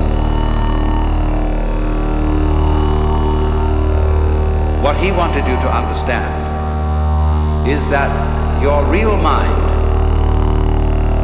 while all those emotions are going on, is imperturbable. Just like when you move your hand through the sky, you don't leave a track. The birds don't stain the blue when they pass by. And when the water reflects the image of the geese, the reflection doesn't stick there. So, to be pure-minded, in the Zen way, or clear-minded is a better way of translating it, is not to have no thoughts. It's not a question of not thinking about dirty things. One great master of the Tang dynasty, when asked, "What is Buddha?" believe it or not, answered, "A dried turd." So it's not that kind of purity. It is purity, clarity, in the sense that your mind isn't sticky. You don't harbor grievances. You don't be attached to the past. You go with it, with life. Life is flowing all the time. That is the Tao, the flow of life. You are going along with it whether you want to or not. You're like people in a stream. You could swim against the stream, but you'll still be moved along by it. And all you'll do is wear yourself out in futility. But if you swim with the stream, the whole strength of the stream is yours. Of course, the difficulty that so many of us have is finding out which way the stream is going. But suddenly, as it goes, all the past vanishes. The future has not yet arrived. And there is only one place to be, which is here and now. And there is no way of being anywhere else, none whatever. If you understand that thoroughly, your task is finished. You then become instantaneous and also momentous. So this was Eno's principle. As I said, he died at 715, and he left 5 very great disciples who taught substantially the same sort of thing. But as things go, then these disciples had disciples, and those disciples had disciples, and there's a genealogy, and Zen broke into what are called 5 houses. And these, some of them didn't go on. Zen went on in 2 main forms. One is called, by the Japanese, Rinzai Zen, after the great master Rinzai, who lived towards the end of the 9th century. And the Soto school comes from another line, and they have a slightly different emphasis. Soto is more serene in his approach, Rinzai more gutsy. Rinzai people use the koan method in Zen studies, Soto people don't, at least not in the same way. But this period between the death of the sixth patriarch and about the year 1000 is the golden age of Zen. These were the really formative years. And after that, Zen began to decline in China. It became mixed up with other forms of Buddhism, and it suffered the fate of many, many forms of meditation type or yoga type discipline. It got a little bit sidetracked into occult and psychic matters, what are called in Buddhism siddhi, or the development of supernormal powers. For Zen, this is completely beside the point. But it got involved with Chinese alchemy, with Taoistic alchemy, and all sorts of foolishness in that direction. But a very strong strain of Zen went to Japan. The first being, in about 1130, the monk Eisai, and then about 1200, the monk I told you about, Dogen, founded the great, beautiful, gorgeous, voluptuous monastery at Eiheiji, which exists to this day. Now, in this golden age of Chinese Zen, the main method of study was walking Zen, rather than sitting Zen. All monks were great travelers, and they walked for miles and miles through fields and mountains, visiting temples, to see if they could find a master who would cause their spark to flash.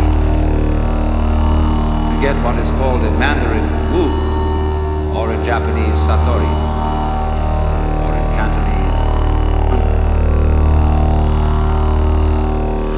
This always rather fascinates me, the way this character was written.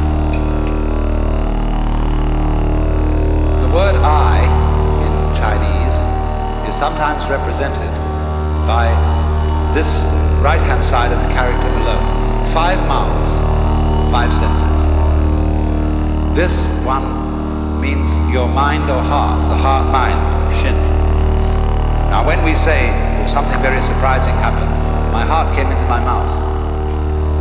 Here it comes into all 5.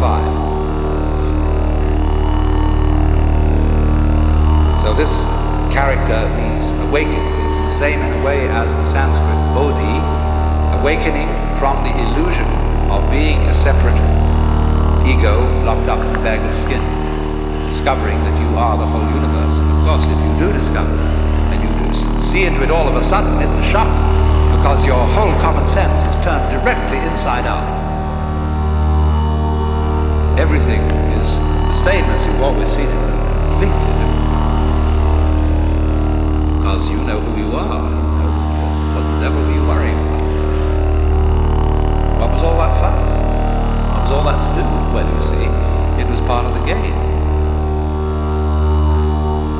Everything from one point of view is fuss. And to do. To do. What is there to do? But when you wake up, you see, and discover that all this to do wasn't you, what you thought was you, but was the entire works, which we can just call it. That you're it, and it is it, everything is it, and it does all things that are done, then that is a great surprise. But it sounds tasteless. It sounds empty. It sounds void.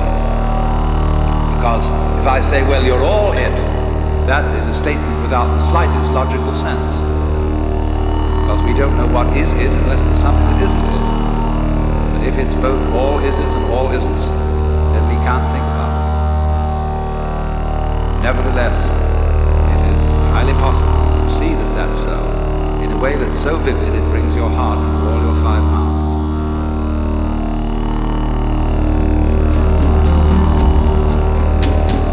Out of Your Mind now continues with the next lecture from the World as Just So lecture series.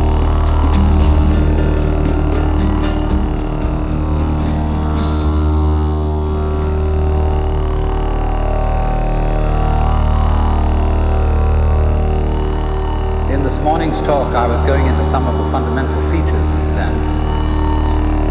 And today I want to concentrate on that aspect of Zen practice, which is called in Chinese, Mo Che Chu, or going straight ahead. A master who was once asked, "What is the Tao, the way?" replied, "Walk on." Actually, go. As we say, go man, go. Go, go.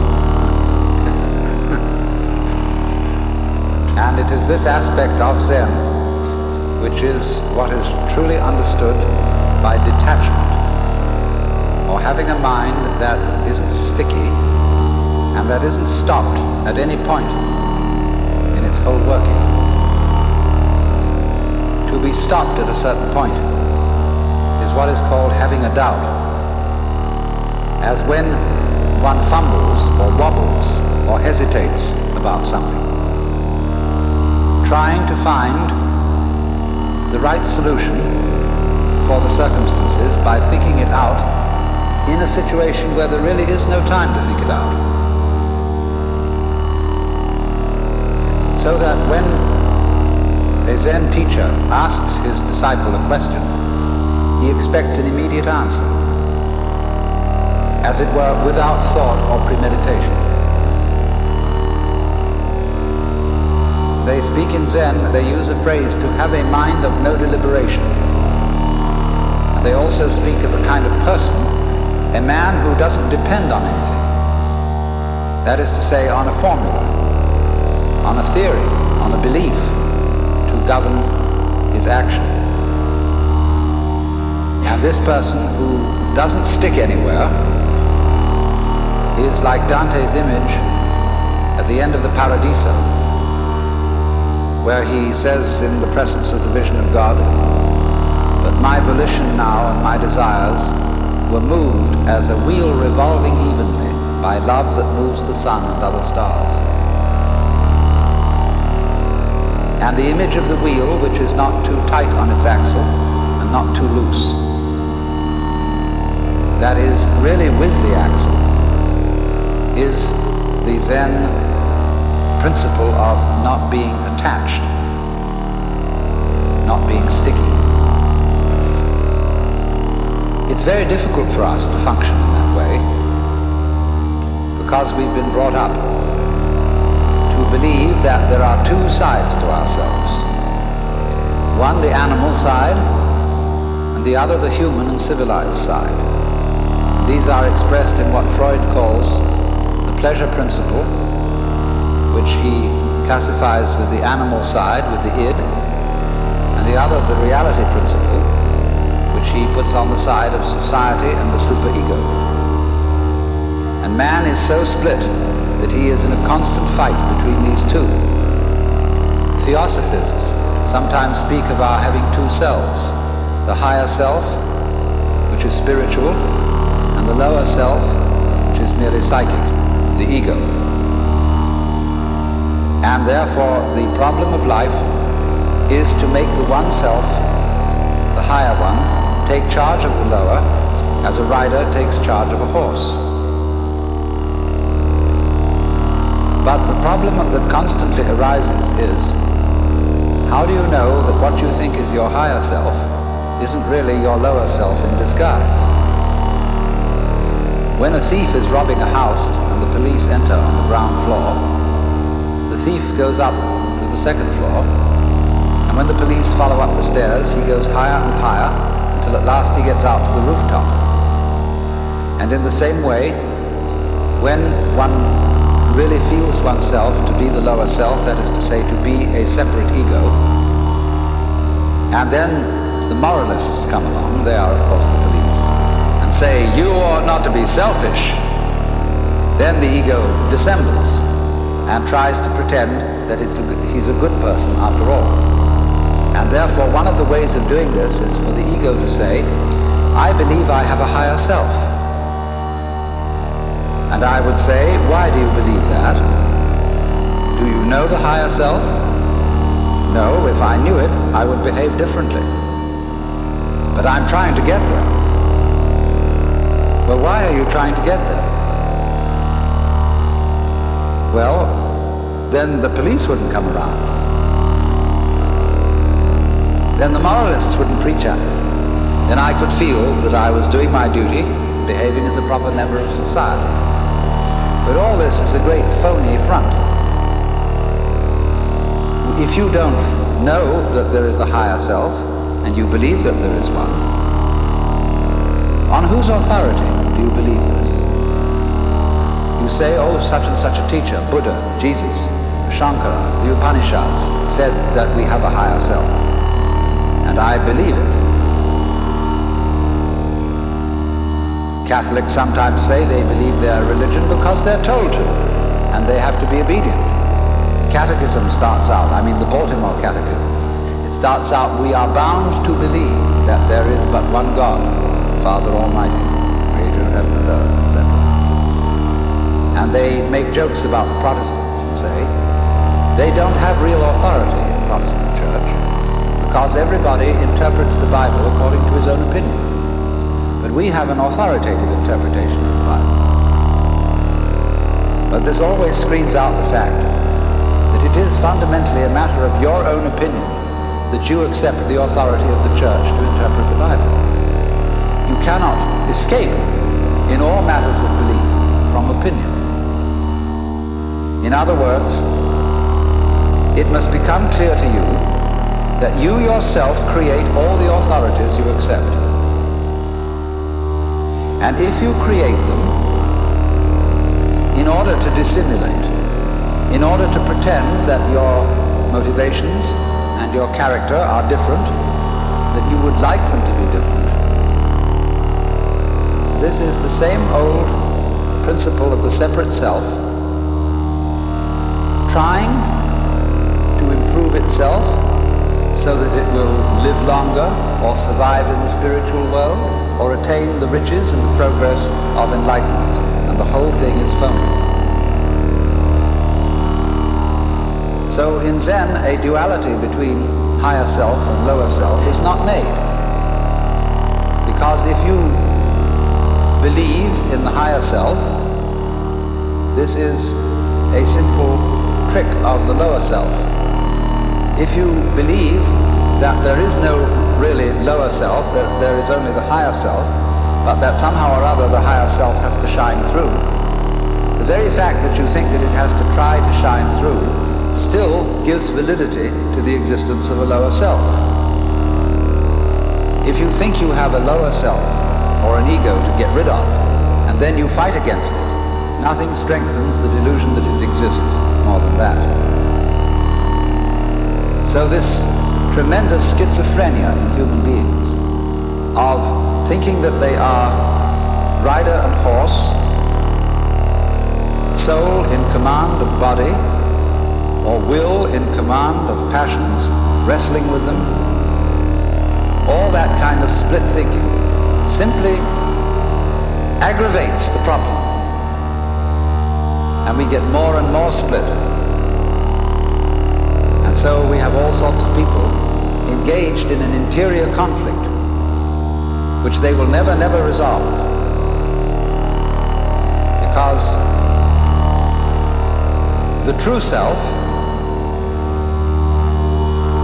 either you know it or you don't. If you do know it, then you know it's the only one, and the other, so-called lower self, just ceases to be a problem. It becomes something like a mirage, and you don't go around hitting at mirages with a stick or trying to put reins on them. You just know that they're mirages and walk straight through them. But if you are brought up to believe yourself split, I remember my mother used to say to me when I did naughty things, she said, "Alan, that's not like you." So I had, some conception of what was like me in my better moments, that is to say, in the moments when I remembered what my mother would like me to do. And so that split is implanted in us all. And because of our being split-minded, we are always dithering. Is the choice that I am about to make of the higher self or of the lower self? Is it of the spirit or is it of the flesh? Is the word that I have received of the Lord or is it of the devil? And nobody can decide.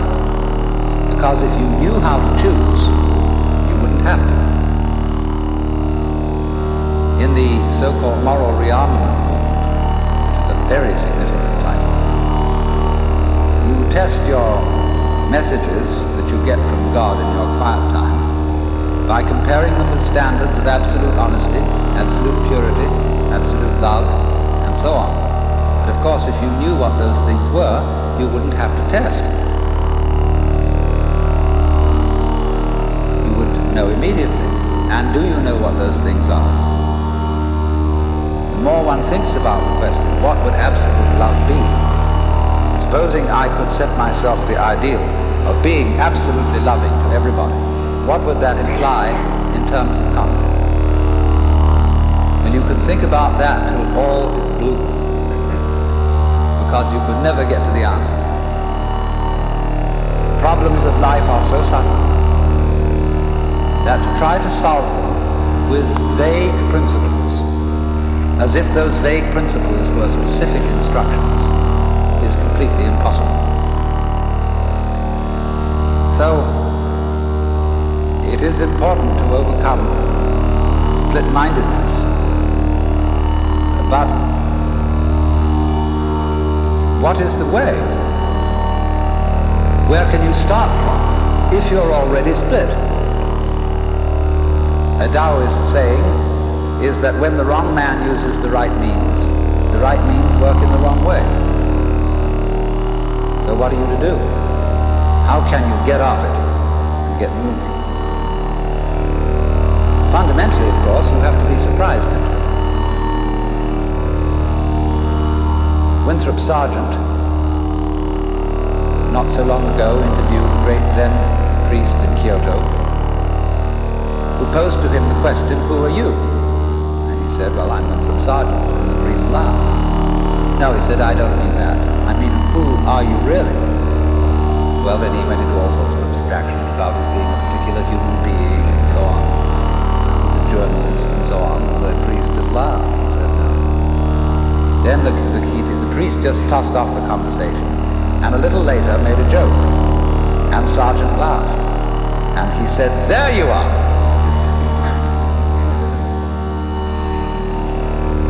There was an army officer who once came to a Zen master and said, "I have heard a story about a man who kept a goose in a bottle, and it was growing very rapidly, and he didn't want to break the bottle and he didn't want to hurt the goose, so how would he get it out?"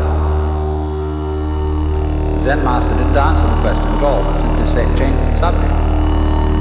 Finally, the officer got up to leave, and he went over to the door, and suddenly the Zen master called out, "Oh, officer." And he turned around and said, "Yes?" The master said, "There, it's out."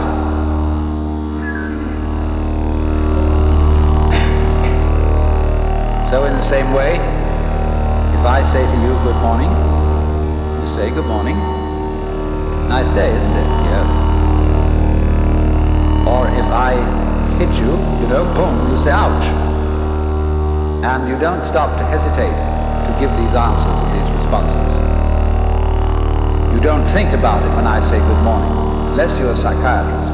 What could I be, what could I be meaning? So you respond. So in exactly the same way, that kind of response, which doesn't have to be a deliberate response, a response of a no deliberating mind, is a response of a Buddha mind or an unattached mind. But you must not imagine that this is necessarily a quick response. Because if you get hung up on the idea of responding quickly, the idea of quickness will be itself a form of obstruction.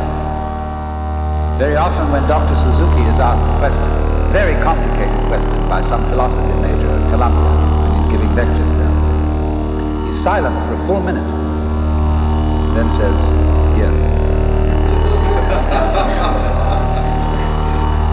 And this is exactly as spontaneous a response as it would be if he had answered immediately. Because during the period of silence, he is not fishing around to think of something to say. He is not at all embarrassed at being silent or at not knowing the answer. So, if you don't know the answer, you can be silent. If nobody asks a question, you can be silent. There's no need to be embarrassed about it or to be stuck on it. But you cannot overcome being stuck if you think that somehow you would be guilty if you were stuck. When you are perfectly free to feel stuck or not stuck, then you're unstuck.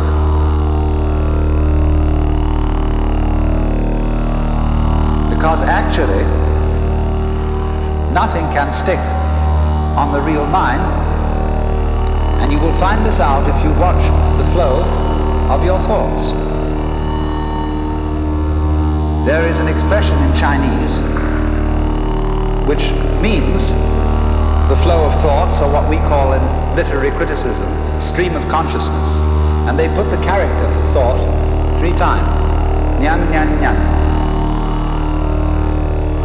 And so you will notice that thought follows thought follows thought when you are just ruminating. And those thoughts arise and go like waves on the water all the time. They come and go. And when they go, they are as if they had never been here. So actually this shows your mind doesn't stick. Really.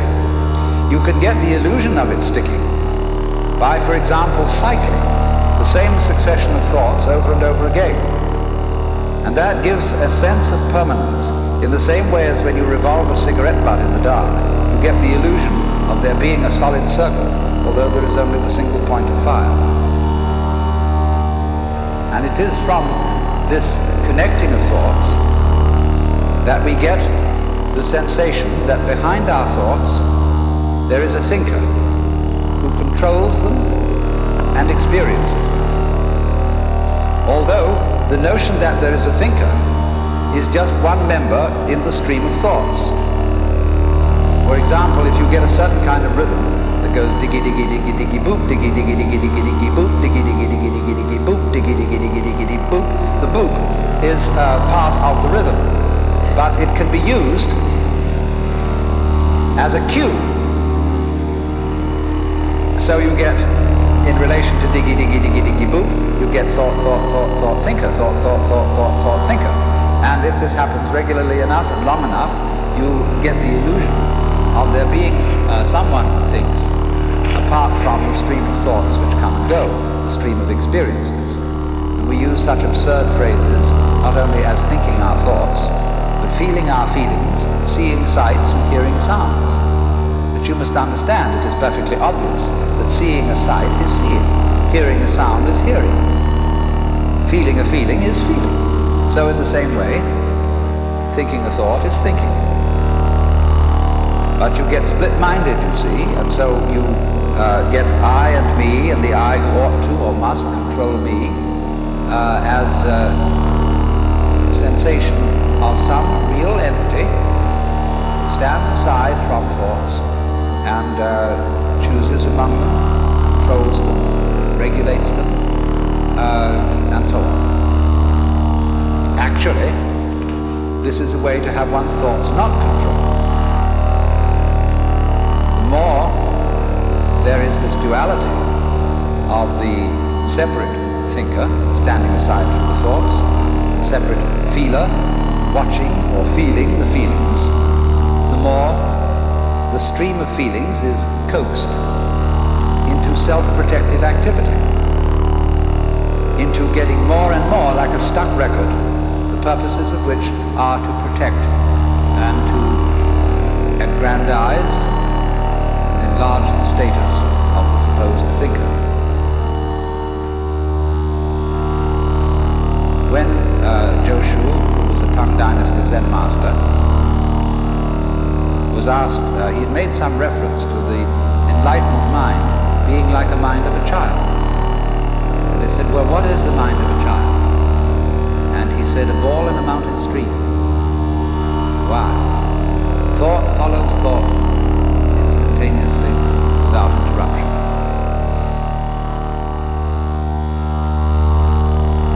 So the saying, walk or sit as you will, but whatever you do, don't wobble. Now we can see this very clearly from confusions we can get into in activity. I have just said we can see this very clearly from confusions we get into in activity. What kind of a statement is that?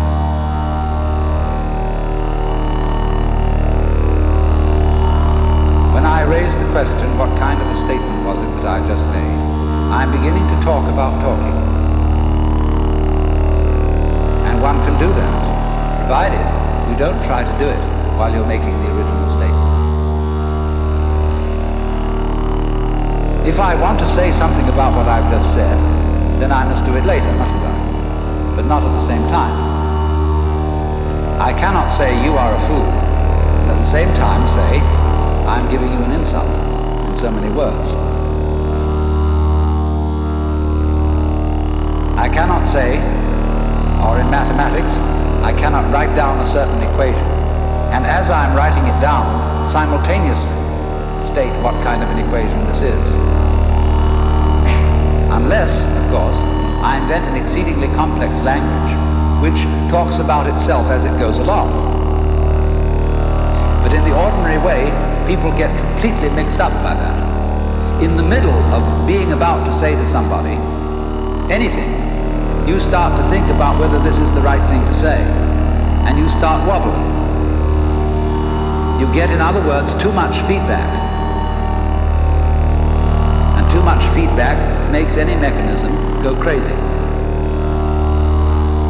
So in the same way, when you are very, very aware of a difference between the deeds and the doer, and the doer while doing the deeds is always sort of commenting on it, the doer never really gets with it. In other words, you are about to strike a nail, and you wonder as you are about to hit it, is this the right place to put it? And so you probably hit your thumbnail instead of the nail, because you don't go right through with hitting that nail. This is not saying, let me mark this again, it is not saying that there should be no criticism of thought. But if you criticize thought while thinking, as if there were a critic thinker standing aside from the stream of thought, then you get all balled up. And that is exactly what happens in the process of attachment, or what are called in Buddhist klesha, which mean disturbing confusions of the mind. And you see, this kind of confusion is something to which the human organism is peculiarly liable, because the human organism has language, you see, thinking is silent language. And I mean language in the most inclusive sense of the word, not only words, but also images and numbers, notation. Just because then we can talk about anything, we can talk about talking, we can talk about thinking, we can talk about ourselves, as if we could stand aside and say, said I to myself, said I. All we are actually doing is making a second thought, or thought stream, which comments on the one that went before, and then pretending that the second stream is a different stream than the first. That's because there are built into our minds all kinds of phony images about memory. We think, for example, of memory by analogy with engraving. In order to remember something, we write it down. And so we have a flat and stable piece of paper, and we make marks on it with a pencil, and they stay there. So we begin to think, is mental memory something of the same kind? Is there something stable upon which the passage of thoughts makes an impression? We say, he impressed me very much. This was a lasting impression on my mind. As if we were tablets. Indeed, the philosopher Locke used the expression tabula rasa, or clean slate, to describe the mind of a child. This is a mind which has not yet collected any memories, as if there were some sort of surface which accumulated these things and preserved them, and that's me. But you see, this superstition is related to a much more ancient superstition, that the world consists of two elements, one of which is stuff and the other of which is form. This is a myth based on a model of the world which is fundamentally ceramic. God formed Adam out of the dust of the ground. So there is a stuff, and so there are forms engraved in it or imposed on it or stamped on it like a seal is stamped on wax. What is stuff like apart from form? What is form like apart from stuff? All those problems which have bothered people for centuries are based on asking the question in the wrong way, on having used the wrong image for the process. Actually, since nobody ever saw a piece of shapeless stuff, and nobody ever saw a piece of stuffless shape, the whole thing really is saying that they are the same. And there isn't any necessity even to think of a difference between them. Even the contrasting words, form and substance, form and matter, are a nuisance. There is process. There is the flow of thought. And the flow of thought doesn't have to happen to anyone. Experience does not have to beat upon an experiencer. There is all the time simply the one stream going on, and we are convinced that we stand aside from it and observe it because we've been brought up that way.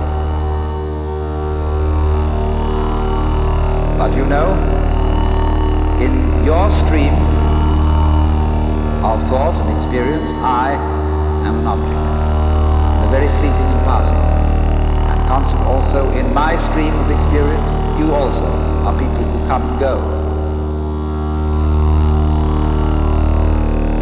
We are all, you see, living in the same world. We think there is me and there is an external world round me, but I am in your external world and you are in my external world. And if you think about that, you see we are all in one world, going along together. There isn't really the internal and the external. There is simply the process. It's very important to get rid of that illusion of duality between the thinker and the thought. So find out who is the thinker behind the thoughts. Who is the real, genuine you? And so one of the methods that is used is shouting. The Zen master would say to a student, now, I want to hear you. I want to hear you say the word mu and really mean it. Because I want to hear not just the sound, but the person who says it. Now produce for me that. He goes, mu! The Zen teacher says, no, not yet. Mu! And he says, it's only coming from your throat. I want to hear your belly.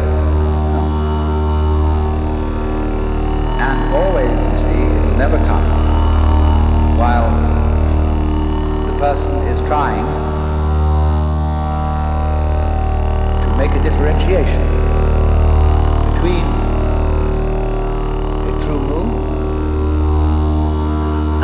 natural. To act with confidence, you just do it. But since people are not used to that, it is necessary to set up protected situations in which it can be done. If we just, in the ordinary way of social intercourse, acted without deliberation, we would get into amazing confusions. As when people say, always speak the truth, never tell a white lie. And they say exactly what is true and what they think about other people. Or they can raise a great deal of trouble. But the experience of Zen has been that there should be a kind of enclosure in which this kind of behavior can be done until the people are expert in it and know how to apply it in all situations.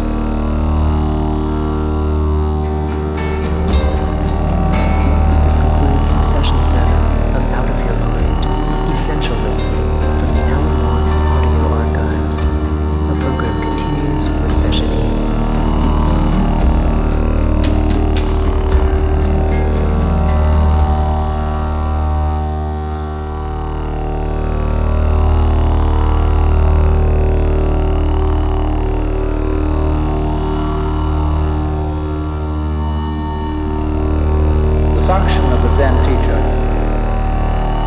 Is to put his students in all kinds of situations where in the normal course of social relations they would get stuck.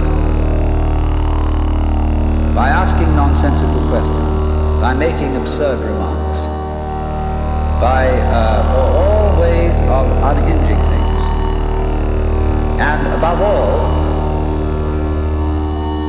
keeping them stirred up with impossible demands. Hear the sound of one hand, to, without moving, stop a ship sailing out on the water, or to stop the sound of a train whistling in the distance. Magic. To touch the ceiling without getting up from one's chair. To take the 4 divisions of Tokyo out of your sleeve. To take Mount Fuji out of a pillbox. All these impossible questions are asked. And in the ordinary way of interpreting these questions, we think, well, now, gee, how could we do that? See, that's a very difficult question that's been asked. And you have to think, what would I do? Because we are caught up in a certain way of discourse, which the language game we play, and the social games, the production games, and the survival games that we play are good games. But we take them so seriously that we think that that is the only important thing. And this is to unstick us from that notion and realize that it would be just as good a game to drop dead now as to go on living. Is a lightning flash bad because it lives for a second as compared with the sun that goes on for billions of years?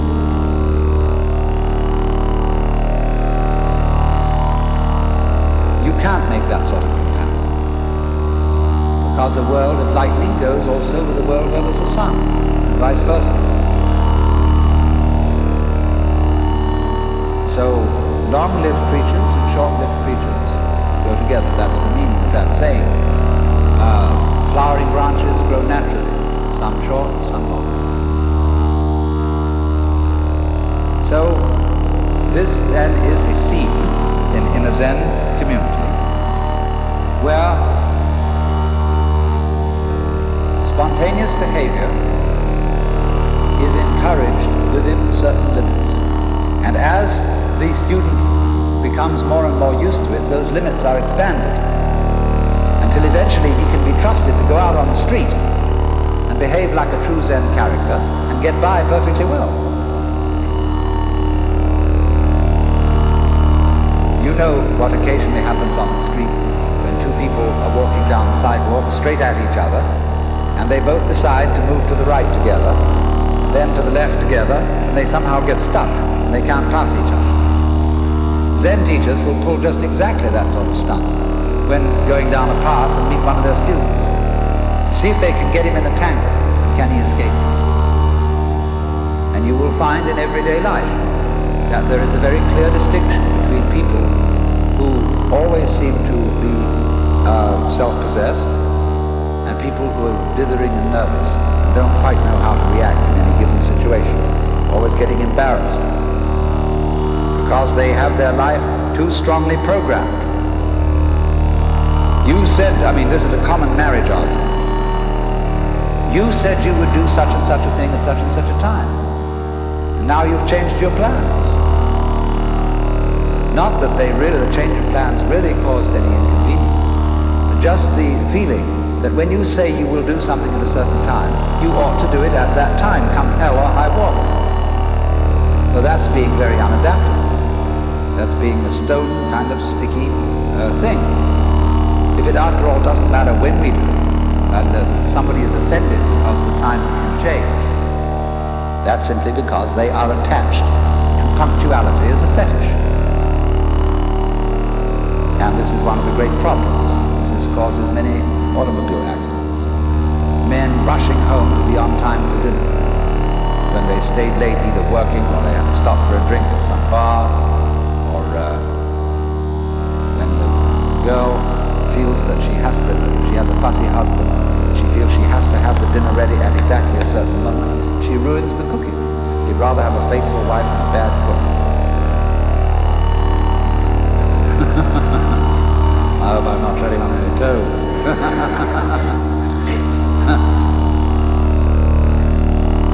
So, you see, we spend an awful lot of energy trying to make our lives fit images of what life is or should be, which they can never possibly fit. So, Zen practice is in getting rid of these images. But it's so explosive socially to do that. And it so worries people. They get vertigo, they get dizzy, they don't know which end is up. And this happens, if you've ever been in one of those blab sessions where they call them tea groups, I think, or something like that, where people gather together without any clear idea of what this gathering's about. They know it's somehow self-exploration, but just how do you begin on that? And so somebody starts to push his idea, and then somebody else says, well, why are you trying to push your idea on us? And then they all get into an argument about the argument. And the most amazing confusions come about, but sometimes they all see what idiots they're being. And then they learn to live together in a really open and spontaneous way.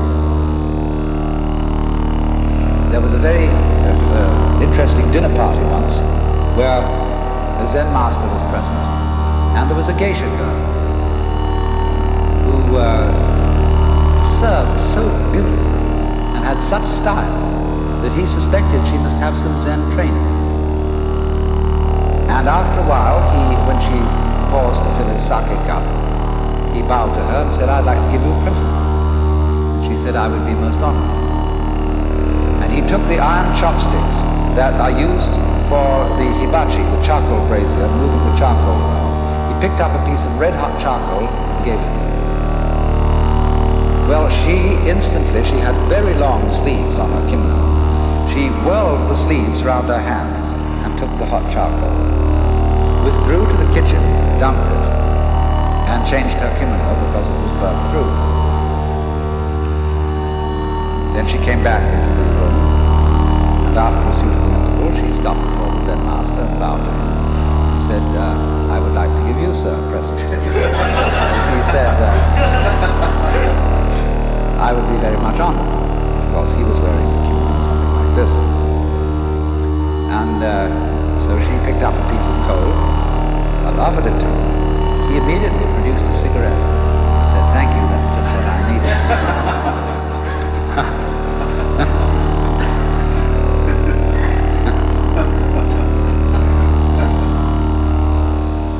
Now, in the same way that we have this in our culture, certain people who are comedians, who know how to make jokes and gags in a completely unprepared situation, face them with anything, and they somehow come through. So that is exactly the same thing in a special domain as Zen. Only the master of Zen does this in every life situation. But the important thing is to be able to do this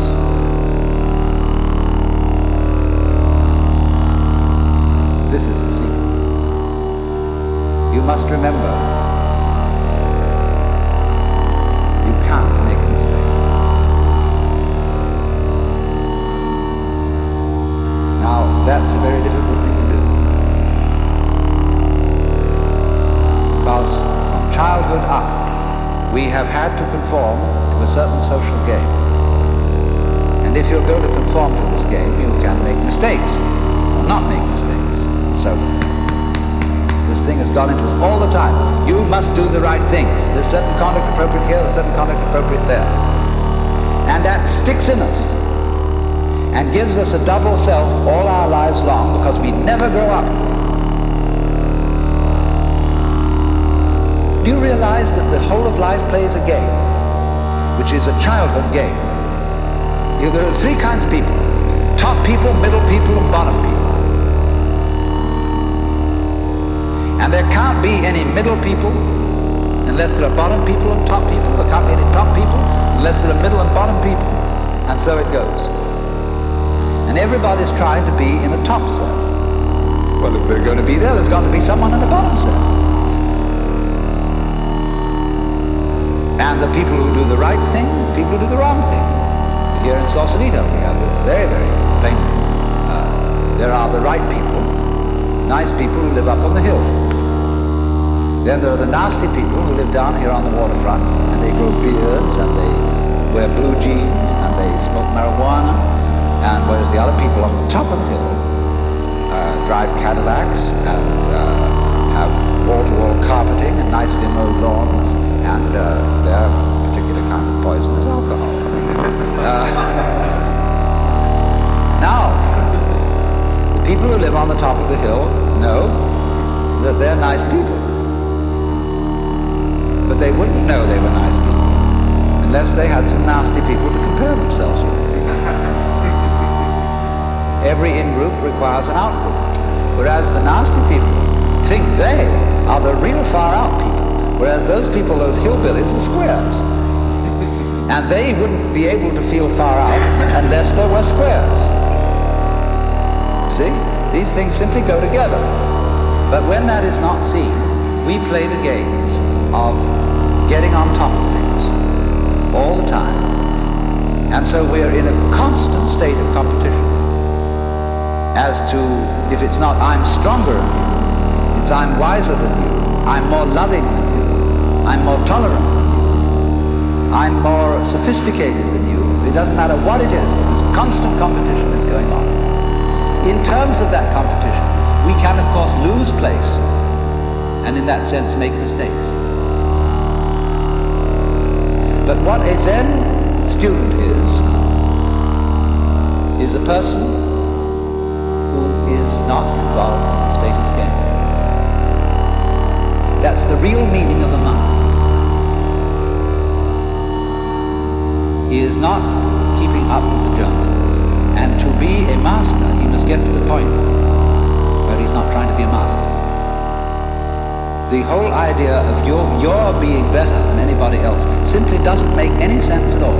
It is totally meaningless. Because you see everybody manifesting the marvel of the universe in the same way as the stars do. And the water, the winds, and the animals. And you see them all as being in their right places and not being able really to make mistakes, although they may think they're making mistakes or not making mistakes. and playing all these competitive games. But that's their game. Now, I only say, if that game begins to bore you, and it begins to trouble you and give you ulcers and all kinds of things, then you raise the problem of getting out of it. And therefore you start to become interested in things like Zen. That is simply a symptom of your growing in a certain direction, where you are tired of playing a certain kind of game. You are as naturally flowing in another direction as if a tree were putting out a new branch. So because you say, oh well, we people are interested in higher things, you see, that depends still on the differentiation of rank between the superior and the inferior people. But when you begin to see through that and grow out of that, you don't think anymore of this superior and inferior classification. You don't think. We are spiritual people who attend to higher things as distinct from these morons who are only interested in beer and television. This is simply our particular form of life. Like there are crabs, and there are spiders, and there are sharks, and there are sparrows, and so on.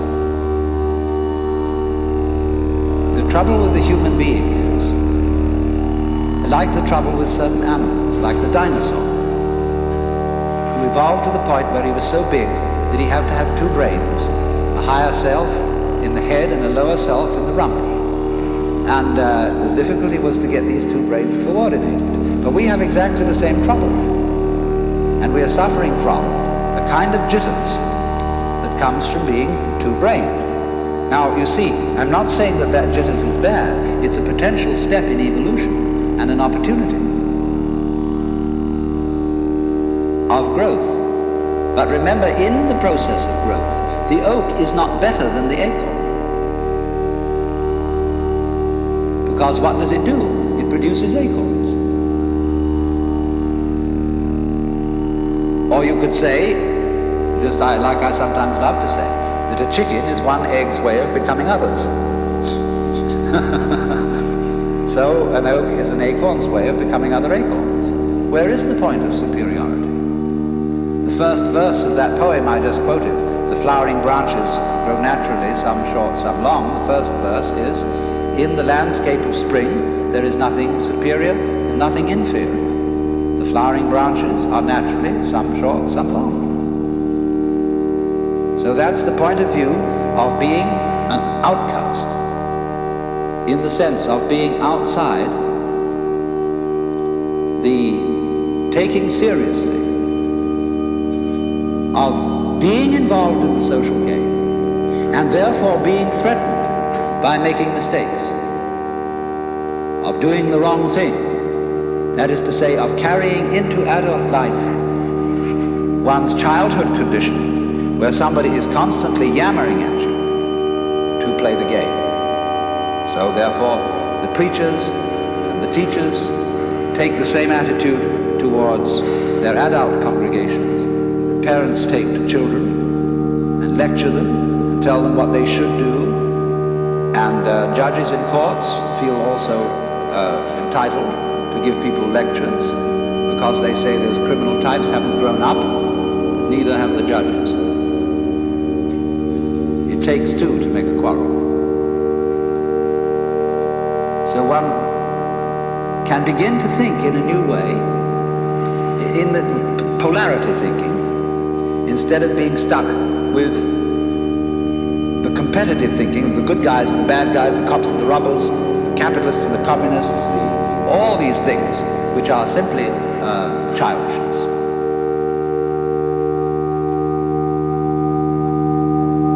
Now, of course, you recognize that if the moment I say that, it's like talking in English in order to show that the English language has limitations. And I am talking in a language that seems competitive, to show that the competitive game has limitations. As if I were saying to all you cats here, look, I have something to tell you that is, and if you get this, you'll be in a better position than you were before you heard it. But I cannot speak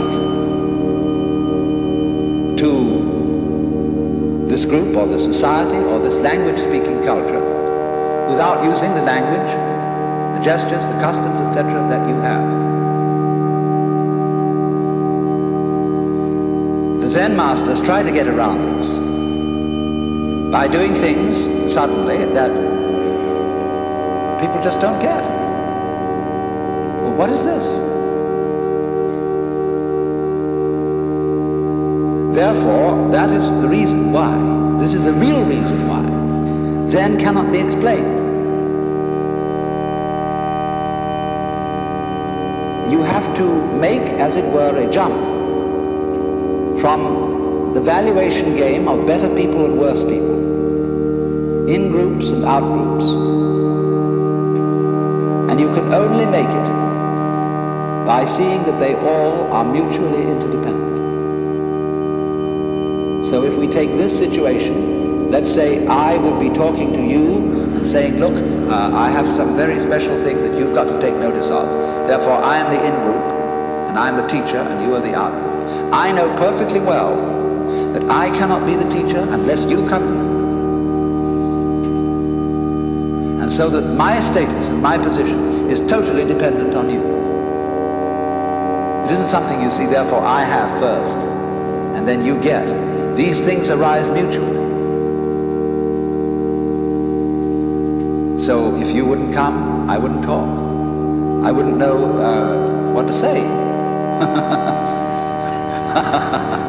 Because I borrowed your language. So that is the insight, that things go together. Then, when you see that, and aren't in competition, then you don't make a mistake, because you don't dither. When I first learned the piano and played these wretched scales, the teacher beside me had a pencil in her hand, and she hit my fingers every time I made a wrong note. Consequent was I never learned to read music, because I hesitated too long to play the note on time. Because I was always, is this pencil going to land? See? That gets built into your psyche. And so people are always, although they're adults and nobody is clubbing them around and screaming at them any longer, they hear the echoes of that screaming mama or that bombinating papa in the back of their heads all their life long. And so they adopt the same attitudes to their own children, and the fast continues. Because there is no, I don't say that you shouldn't lay down the law to children if you want them to play the social game. But if you lay down the law to your children, you must make provision later in life for them to be liberated, to go through a process of curing them from the bad effects of education. But you can't do that unless you too grow up, see? As we grow up. Says I, including myself.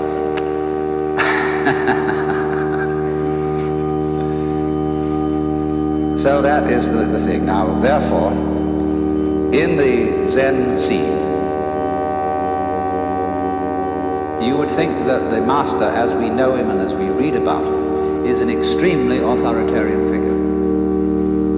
That's the way he deliberately comes on at the beginning. He puts up a terrific show of being an awful dragon. And this screens out all sorts of people who don't have somehow the nerve to get into the work.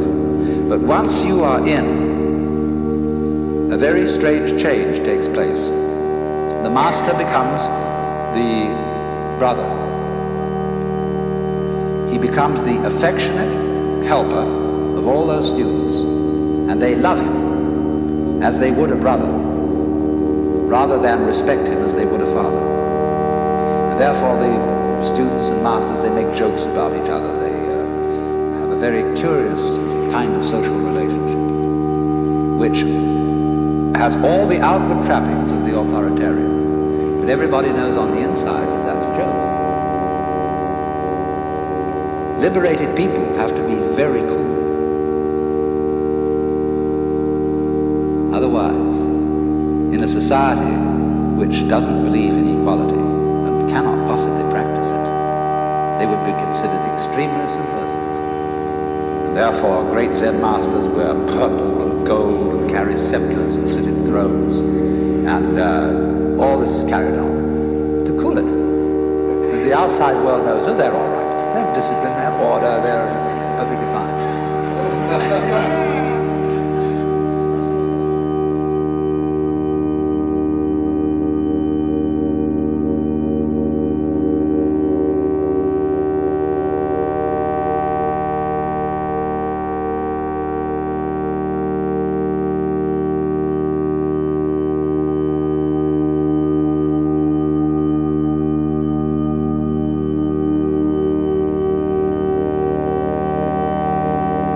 Discuss basic principles of what Zen is about.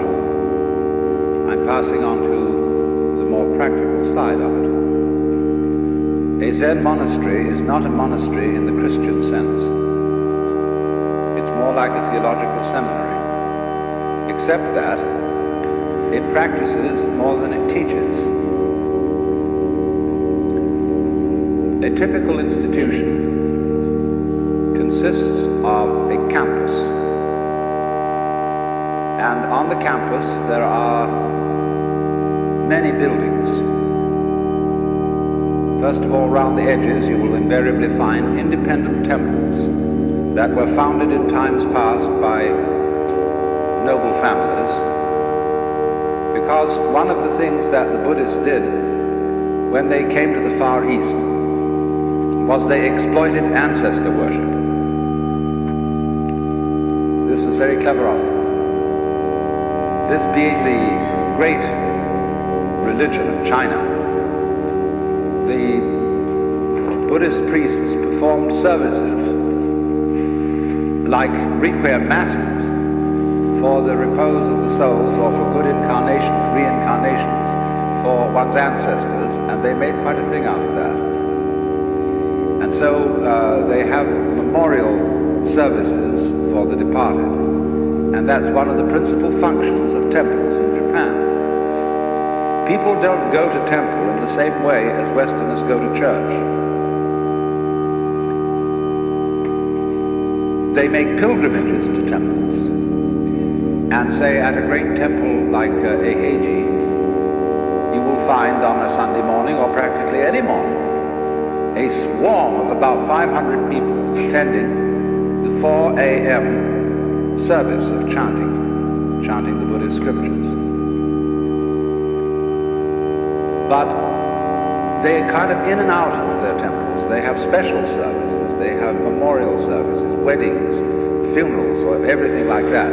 But they don't have a parish kind of church community as we find it in the West. Although when Buddhism, through the Japanese immigrants, exports itself to the United States, they immediately copy the Protestant church institution and sing, Buddha loves me, this I know, for the sutra tells me so. It's terrible. And all the young men, Nisei, who have never been in Japan, one thing they can't stand is sutra chanting, because they don't know what it means, and the priests don't know what it means a lot of the time. And but it's beautiful to listen to. But they haven't got an educated Western ear yet to appreciate that kind of Oriental music. Well now, aside from these many temples, each of which is in charge of a priest with his family, and some of them are having a hard time making a go of it these days, so they've become restaurants for very elegant food, or museums, and all sorts of things. Now the guts of a Zen temple is what's called the Sodo. So in Japanese is the Sangha, the order of followers of the Buddha. Do simply means hall. So the Sangha hall, or Sodo, is the center. And this consists of a number of rooms, but the main one, the actual Sodo itself, is a large, long, spacious room with platforms on either side and a wide passage down the center. The platforms are 6 feet wide and each contains a number of tatami mats, which are measure 6 by 3. And every monk is assigned to a mat. And on a shelf behind the mat against the wall, he has all his possessions, which are very simple. And so the mat is his sleeping place and his meditation place. There is an image of the Bodhisattva Manjusri in the hall, more or less in the center of the passage between the platforms. Manjusri is a Bodhisattva, they call him Monju in Japan, who holds in his hand a sword. And this sword is the sword of wisdom, or prajna, which cuts asunder all illusions. That is the dwelling place and the meditation place of the monks. And then they have, of course, kitchens and library, and they have special temples that the monks use for various services. Then aside from that, there are the quarters of the Kansho, who is the abbot or administrative head of the temple, and then the quarters of the Roshi, who is the spiritual teacher. There isn't in the Zen, not in the Rinzai Zen school at any rate, exactly a hierarchy. Every temple is independent. There's no pope, no archbishop. But there is a fraternal relationship between all the temples of the Rinzai sect. The Soto sect have a little bit of a hierarchy, but still, on the whole, the Kansho, or administrative head of the temple, is the big boss. The Roshi is the respected boss, the man everybody's terrified of, at least on the outside at any rate. Now, if you want to get into one of these institutions and study, they make it difficult. It's so different from the welcome attitude you get when you go into a Christian church. Here they repel you. Westerners, of course, are treated with a certain amount of courtesy that is not ordinarily accorded to Japanese. But even then it's made difficult because they realize that a Westerner who's taken the trouble to learn Japanese and to get himself over the oceans and to live under unfamiliar conditions is certainly pretty serious about it. And there are a number of Western Zen monks. So funny, there's one at Eiheiji who comes from San Francisco, and he's tremendously tall, and to see him with all the others is quite amusing. Anyway, the formal approach is that you arrive in your traveling gear at the gate, and the Zen monk's traveling gear is most picturesque. He wears a great mushroom on his head, enormous straw hat, about so wide, and then he has a black robe, rather shorter than a kimono, and he has long white tabi socks underneath, and gaiter, which are the wooden sandals with bridges on them to keep you high up a bit. Or he may wear just plain waraji, which are straw sandals. Then he carries on the front his little box in which are his eating bowls, his razor, his toothbrush, and such necessities of life. Well, when he arrives, he's told that the monastery is very poor and they can't afford to take on any more students, and that the teacher is getting old and it might tax his strength and things like that. So he has to sit on the steps, and he puts his traveling box in front of him. He takes off his big hat and he lays his head on the box, his forehead, and waits there all day. But he is invited in for meals to a special little guest house because no traveling monk can be refused hospitality. And he is admitted at night into this special place, but he is expected not to sleep, but to spend all night in meditation. In olden times, this went on for at least a week or 10 days. Test this fellow out. Then finally, the assistant to the Roshi comes and tells him that the Roshi maybe would have a talk with him. So you must remember the aspect of a Roshi to this young monk. He's a formidable fellow, usually an older man,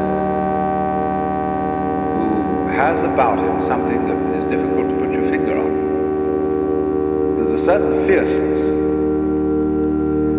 coupled with a kind of tremendous directness, a sense of somebody who sees right through you. And so he really poses to this young fellow, what do you want? Why did you come here? But he said, I came to be instructed in Zen. The teacher says, well, we don't teach anything here. There isn't anything in Zen to study.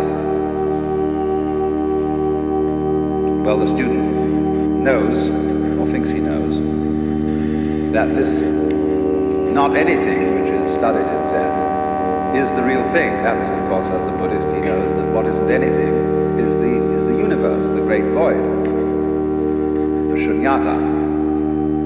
And so he isn't fazed by that. He says, well, nevertheless, you do have people who are working here, meditating under your instruction, and I'd like to join them. Well, maybe, but strictly on probation. And then, of course, all the details are taken. And he pays a ridiculously small fee, in modern Japan at any rate, to be able to stay in the monastery. It's very, very inexpensive. Now the teacher comes back and says, now you want to study Zen. Why? Well, because I'm oppressed by the rounds of birth and death, in other words, by the vicious circles of life in which I find myself, by suffering, by pain, and so on, and I want to be emancipated. The teacher says, who is it that wants to be emancipated?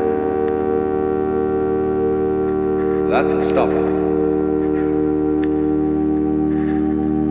There was a good old story about one of these preliminary interviews. The master asks, first of all, very casual questions. Where's your hometown? What's your name? What did your father do? And where did you go to college? Why is my hand so much like the Buddha's hand? And suddenly, in midstream of an ordinary conversation, clunk, the student is blocked. And so there is devised the koan, K-O-A-N in Chinese, kunman. And this means, literally, the word koan means a case, in exactly the same sense as we talk about a case in law which functions as a precedent for future cases. Koan should be translated case. The koans are based on stories, mondo, of the conversations between the old masters and their students. But you can make a koan immediately by such a question. Why is my hand so much like the Buddha's hand? Or, who are you that asked this question? If the student tries to verbalize on that and say, well, I am so-and-so, he asks, who knows that you're so-and-so? How do you know that you know? Who knows that you know? Find out. In other words, the basic koan is always, who are you? Who is it that wants to escape from birth and death? And I won't take words for an answer. I want to see you. And all you are showing me at the moment is your mask. So then the student is sent back to the monk's quarters, the sodo. And the chief of the sodo is called the jikijitsu, is then put in charge of him. And he teaches him how to behave, what the rules are, how to eat, and how to meditate. In the Zen sect, they sit on padded cushion, about the thickness of the San Francisco telephone directory, which is an admirable substitute. And then, with crossed legs in the lotus posture, with the feet resting on the thighs, like you always see a Buddha, they sit for half-hour periods. It's supposed to be the length of time it takes for a stick of incense to burn. Then, when wooden clappers are knocked together, they all get up and they walk round and round the room, quite fast, kind of pace. And this keeps you awake. Then at a given signal, they go back and meditate again. And constantly there is a monk, one on each side, carries a long, flat stick shaped almost like this fan, in the sense that it's thin at one end and rounded at the other. And if this guy sees a monk who's slouching or sleeping or goofing off in some way, he very respectfully bows before him. And the monk rests his head on his knees, and this fellow takes the stick and hits him vigorously on the shoulders, here, like this. Now, most apologists for Zen say, this is not punishment, it's simply to keep you awake. Don't you believe it? I've investigated this. And it's the same as the sort of British boys' school, only it doesn't have the erotic qualities that the British floggings do. Zen people are cool about it. But it is a kind of a fierce thing.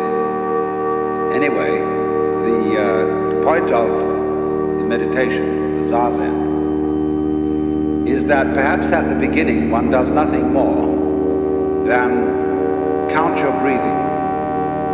So many breaths, counting in tens, just to allow your thoughts to become still. Zen people do not close their eyes when they meditate, nor do they close their ears. They keep their eyes on the floor in front of them. And they don't try to force away any sounds that are going on, or any smell, or any sensation, whatever. Only they don't think about it. And this can become an extraordinarily pleasant occupation.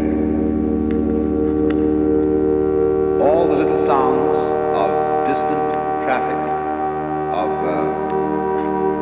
birds, of somebody carpentering somewhere and a hammer going, dog barking, or especially rain on the roof. They don't block that out. But as time goes on, instead of counting breathing, they devote themselves to the koan problem, which the Roshi has assigned. What is the sound of one hand? Who were you before your father and mother conceived you? When Joshu was asked, does a dog have Buddha nature? He replied, no. What is the meaning of no? All sorts of these problems. And so as time goes on, every day the student goes to the teacher for what is called Sanzen. Sanzen means studying Zen. And he has to present a satisfactory answer to the koan. Now Sanzen is the moment in the monastery when no holes are barred. Although there's a very formal approach to it. The monk has to stop outside the master's quarters and make this mokugyo.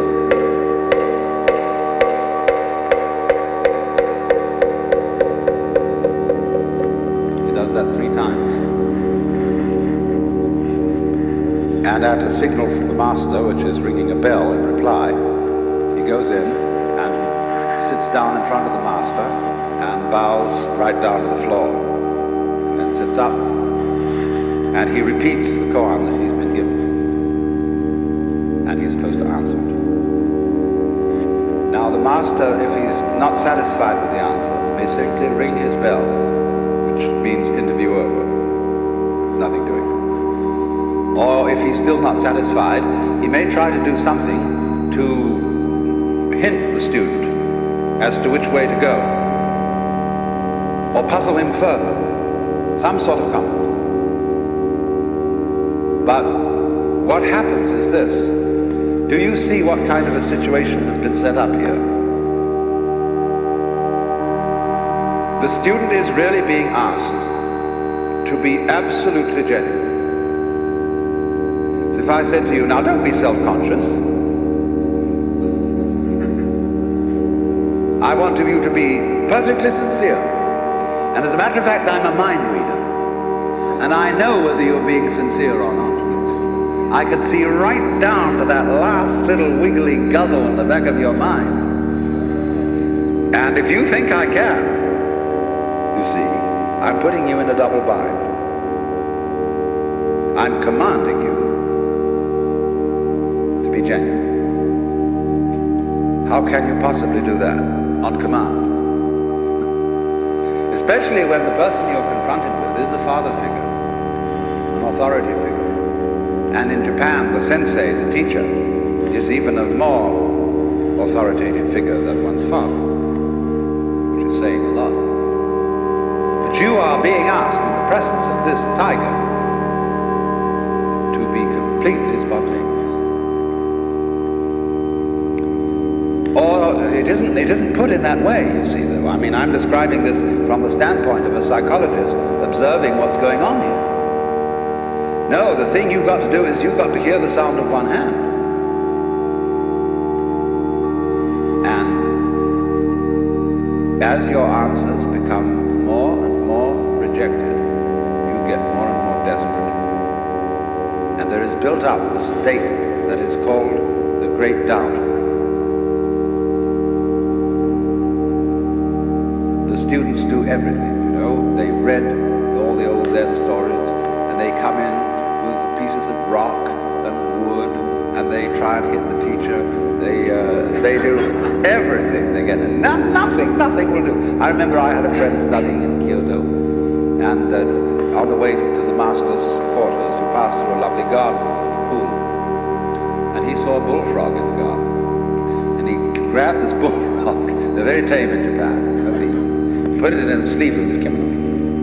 And when he got in to give an answer to his koan, he produced the bullfrog. And the master shook his head and said, too intellectual.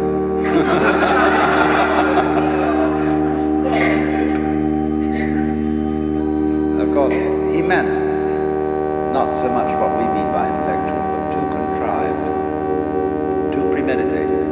You know, you're just copying other people's Zen antics, and that's something you just can't get away with. Well, there does come a critical point of total desperation. And when the student reaches that point, the teacher really starts encouraging him. He says, now, come on, you're getting warm, but you must die, be ready to die for this. You must, students have even been put under into the position that if they don't get it in so many days, they're going to commit suicide. And they have to stimulate this intense period, a thing called osession. Don't confuse the word session with the English session. Session means studying or observation of the shin, the heart, the mind. And at this time, they only sleep 4 hours a night. They meditate solidly all through the day. They go for the Sanzen interview twice a day, every one of them. And it's a tremendous workout. It will last about 5 days, 5 or 6 days. And in that period, the pressure is really on. Everybody is worked into a pitch of kind of psychic fury. They have to get this thing answered. There's a man in Japan today who has a 5-day Zen system, and he practically guarantees that you will have Satori in his 5 days. I've just got a book about it written by a Britisher. I haven't got a chance to read it yet. Well, I had someone I knew of who was over studying Zen on a Fulbright grant. And the ground was winding up, and he still hadn't got the sound of one hand. He said to the master, look, the grant's running out and I can't stay here. And I've just got to get this thing.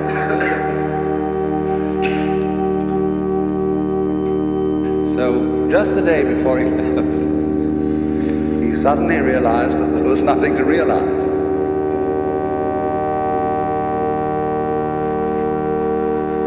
And that was it. You know, here he had spent his whole life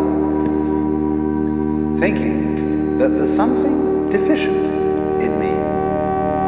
See, there's something wrong. Something I ought to find out to get this problem of life cleaned up. Well, you know what you do. Rinzai, the old Chinese master, said, Zen teaching is like using an empty fist to deceive a child. Or like trying to stop a child crying by giving it a yellow leaf. See, the child wants gold, and so you give it an autumn leaf and say, dear darling, there's some gold. It'll be all right. Or with your closed fist, you say, what have I got here? The child comes and tries to see it. Pull your fingers open, then you hide it behind your back and under your leg and behind the chair. The child gets absolutely fascinated. The longer you keep this up, the more the child is sure there's something real goody inside the hand. And then at the end, psst, nothing. And that's Zen.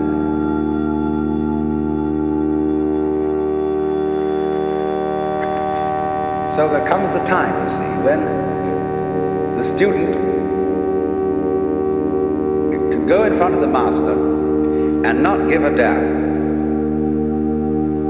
Because he's seen the point. There wasn't a problem. He made up the problem himself. He came and projected it on this master who knew how to handle that kind of person by making him much more stupid than he was before. Until he sees the essential stupidity of the human situation where we are playing a game of one-upmanship on other people and on the universe. How to get the better of life. Well, what makes you think you're separate from life so that you can get the better of it? How can you beat the game? What game? Or who will beat it?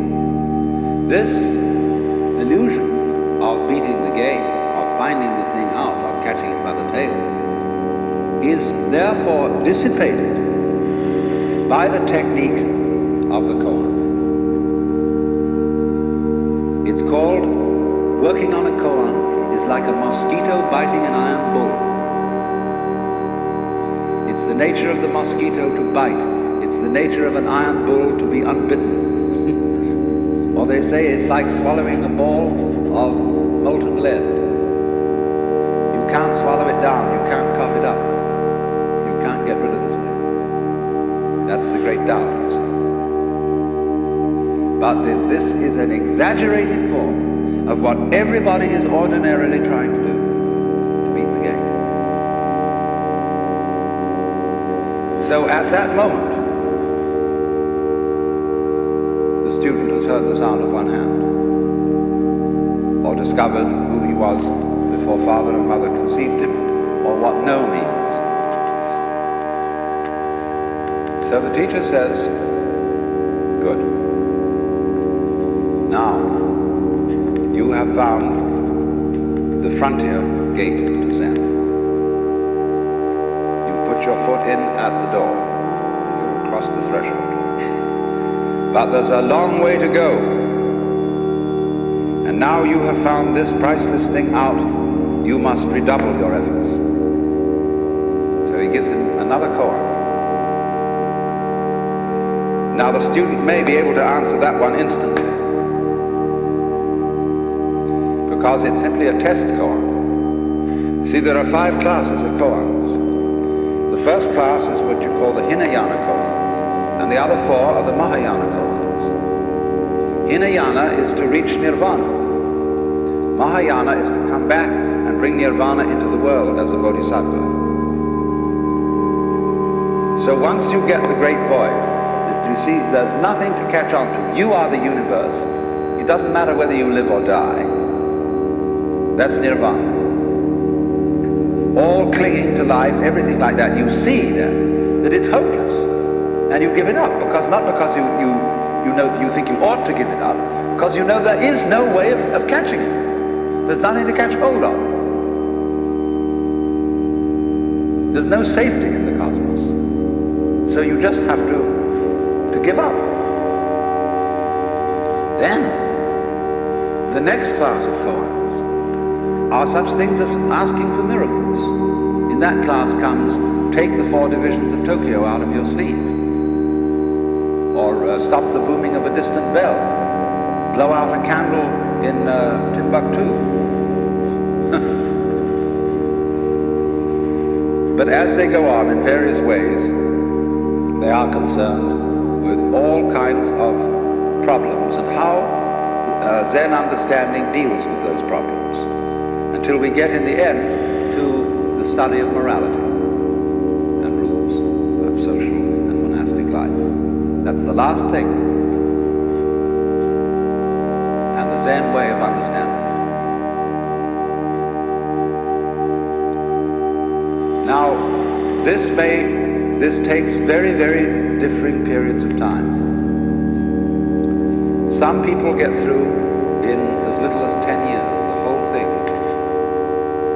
There is a very brilliant Westerner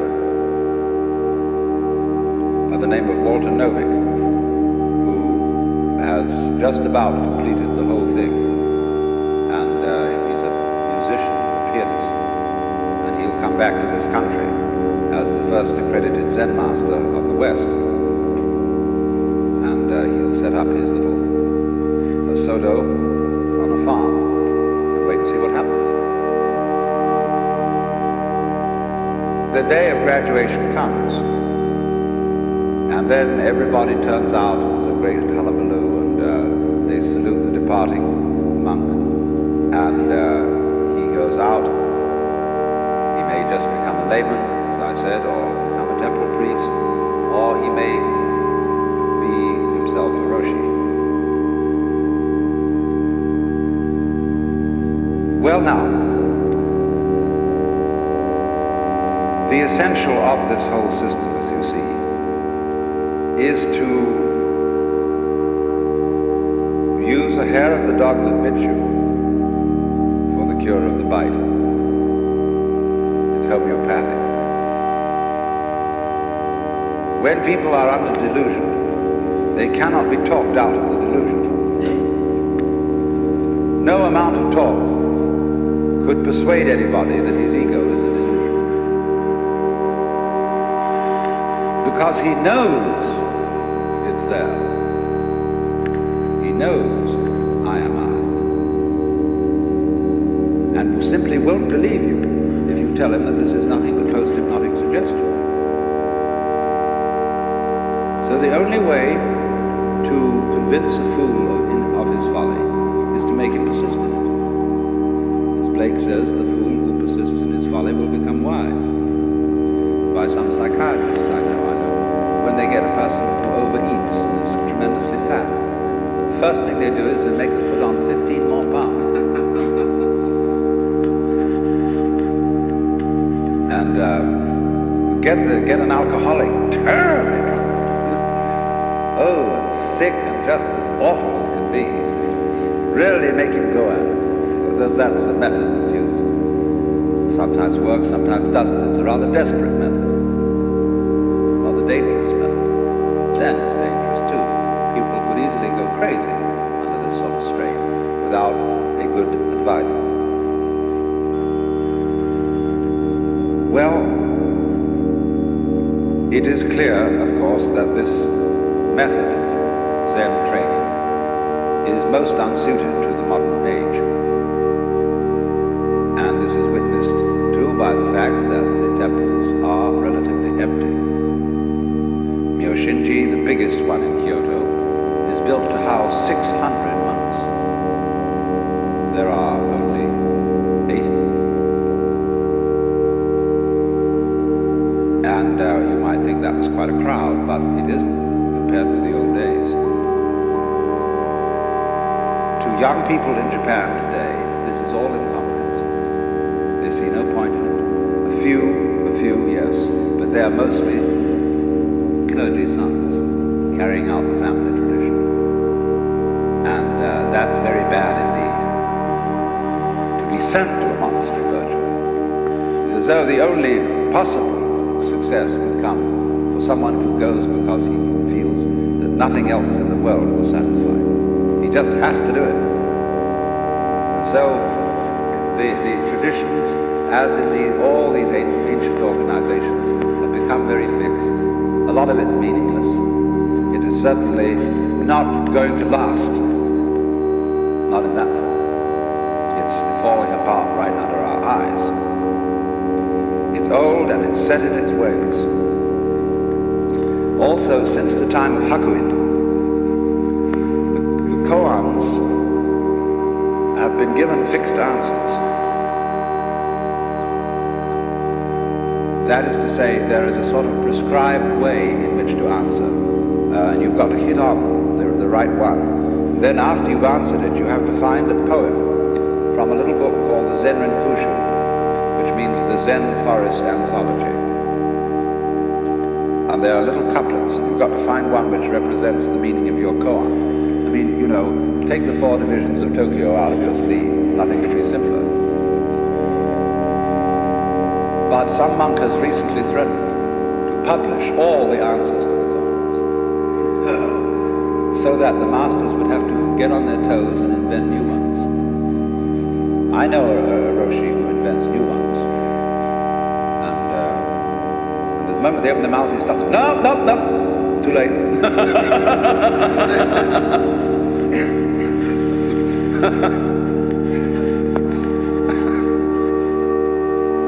He says, so you could ask as Christian, what's the first word in the Bible? And things like that. It becomes much more lively, you see, when there is this quick interchange of the teacher and the students. But in modern idiom, who the devil wants to know about Joshu anymore? Or some ancient fellow's questions. Couched in language, incidentally, this is part of the problems they have. The language of these koans is very archaic. I mean, what is the sound of one hand? Well, there's a Chinese proverb which says, one hand won't make a clap. So if you don't know that proverb, if that proverb is in everyday use, and I say to you, what is the sound of one hand? Then it has some sense. But there are all kinds of, shall I say, references, allusions in the old stories. And they therefore don't necessarily fit our world or the Japanese world today. You have to take the koans out of everyday life, things that are going on now. You see? It's like asking, what's that man who advertises Schweppes, Commander Whitehead? Why has Commander Whitehead no beard?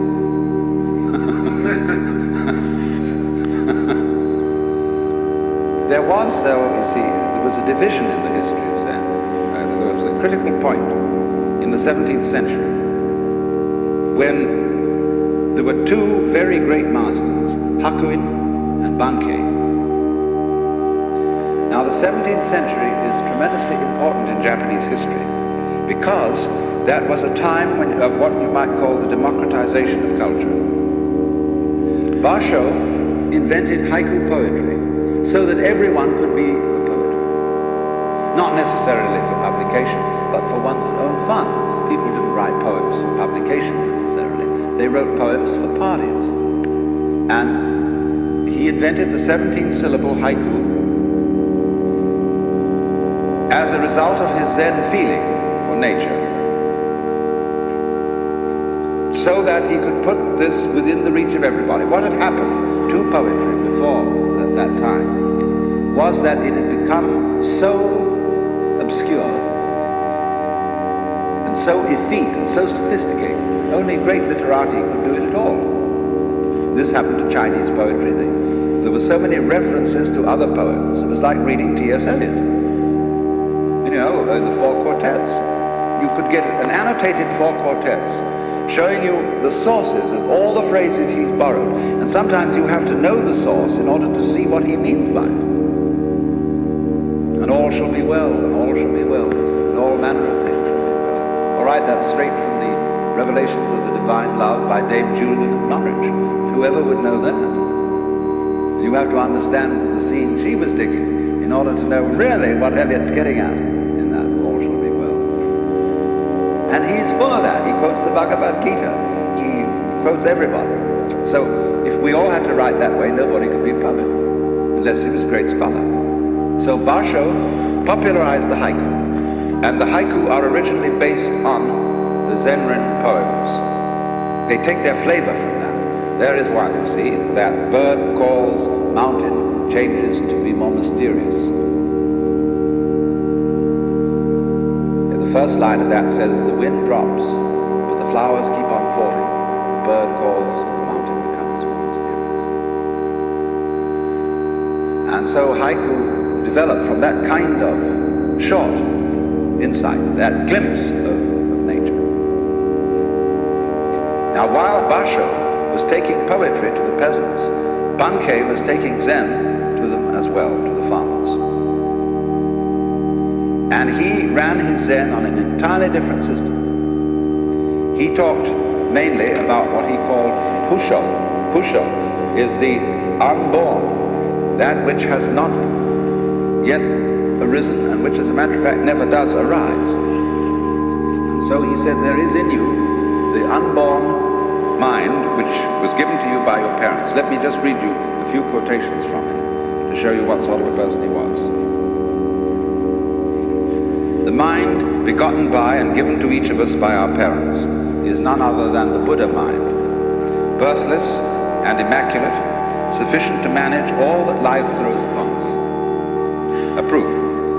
Suppose at this very instant, while you face me listening, a crow caws and a sparrow twitters somewhere behind you.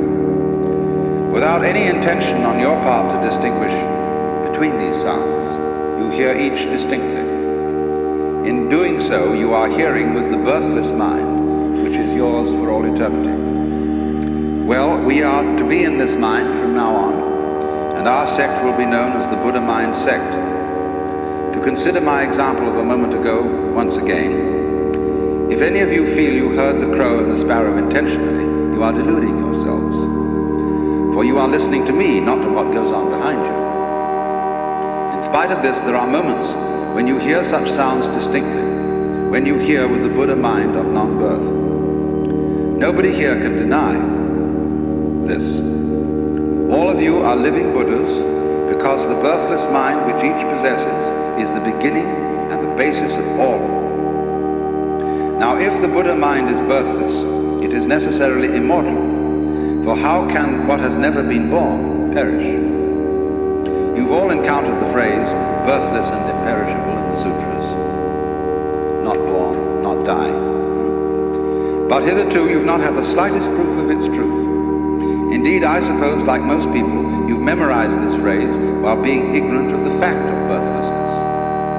When I was 25, I realized that non-birth is all sufficient to life. And since then, for 40 years, I've been proving it to people just like you. I was the first to preach this greatest truth of life.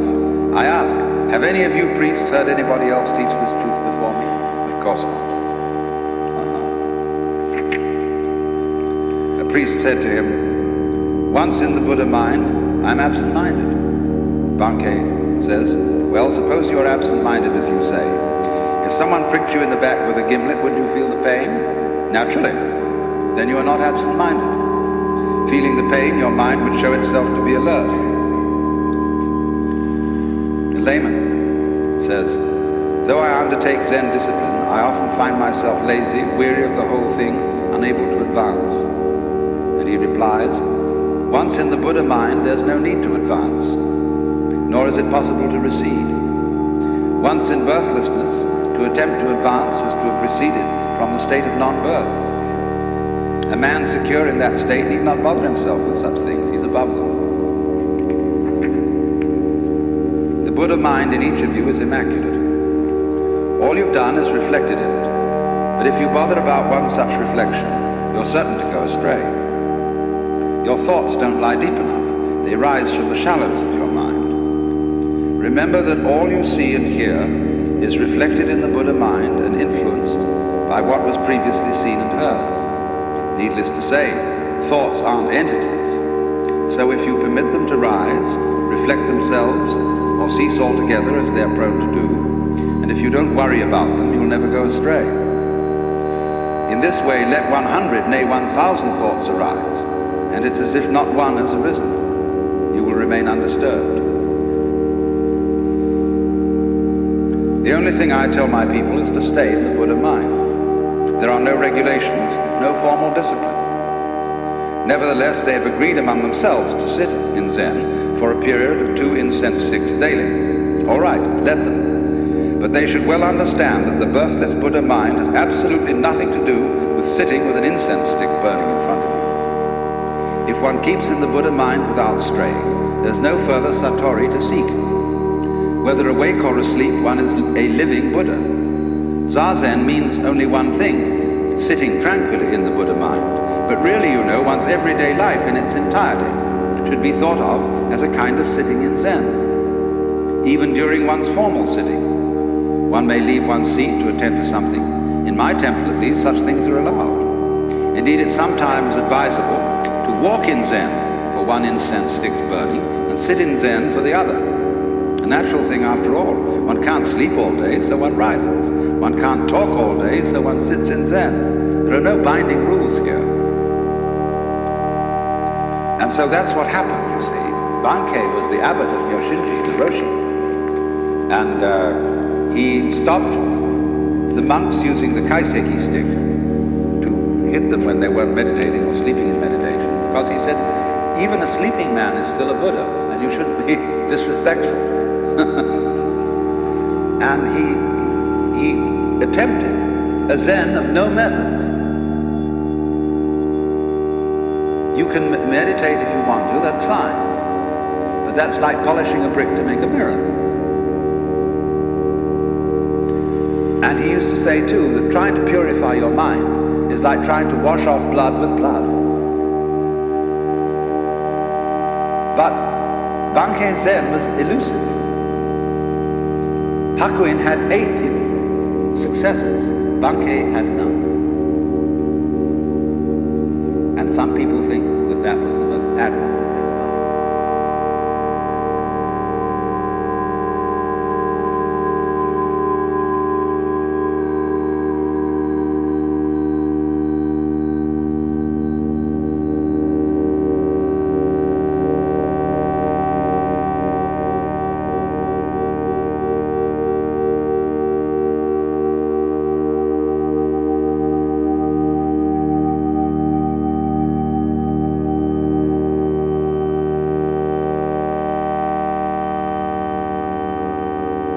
I was making a basic comparison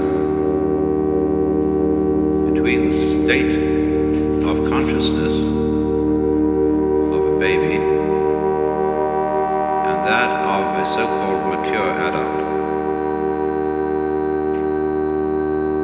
Respectively, what we would call undifferentiated and differentiated. The adult consciousness being highly selective, and the baby consciousness being very open and hardly selective at all, and therefore unable to distinguish what adults consider to be the important things, which have to do with the conventions and rules, that the positive aspects, whether they be called good or pleasant, life-giving, and so on, must prevail over the negative aspects.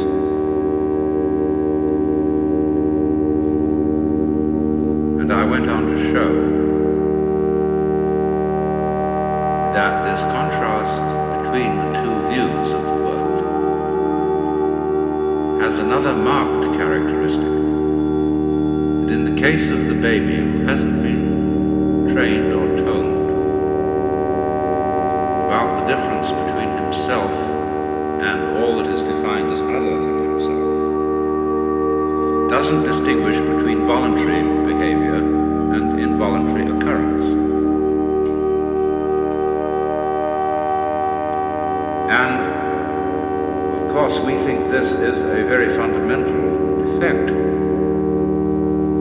But if we go back, you see, to a principle that underlies the whole universe with a kind of mathematical exactitude, we see that if we reduce things to the situation of primal simplicity, and we have a primordial self and other situation, that is to say, two balls in space, there is absolutely no way of telling when they move which one of them is moving or which one is still. They must necessarily appear to move mutually. There's no point of reference except each other to determine which is moving and which is still. Now, everything that goes on in the universe is simply a complication of that principle. Because the same thing holds true if you multiply the number of balls. You'll see that that primordial principle, that all movement is mutual, still applies. And therefore, the baby's failure to distinguish between the voluntary and the involuntary, the I and the other, is in a way correct.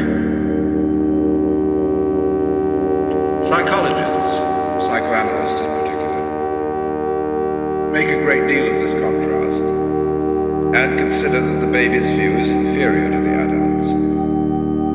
And if an adult should acquire that view, in psychoanalysis this would be called regression. The point that is missed is that the two ways of looking at things need each other to balance out.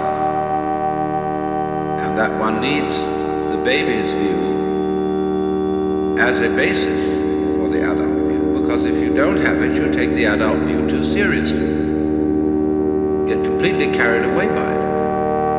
And that would be analogous to a person who,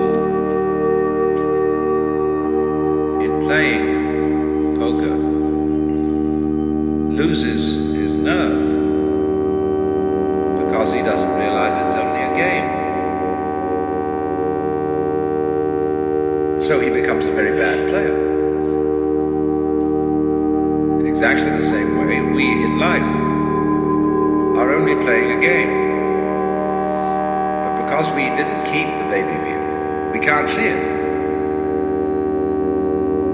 So what we would call a Buddha view is one that knows both.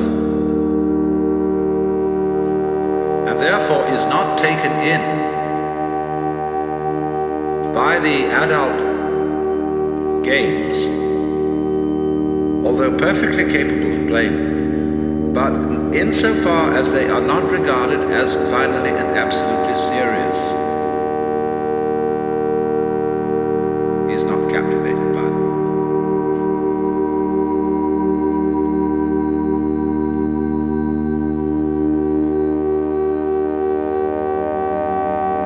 Now therefore,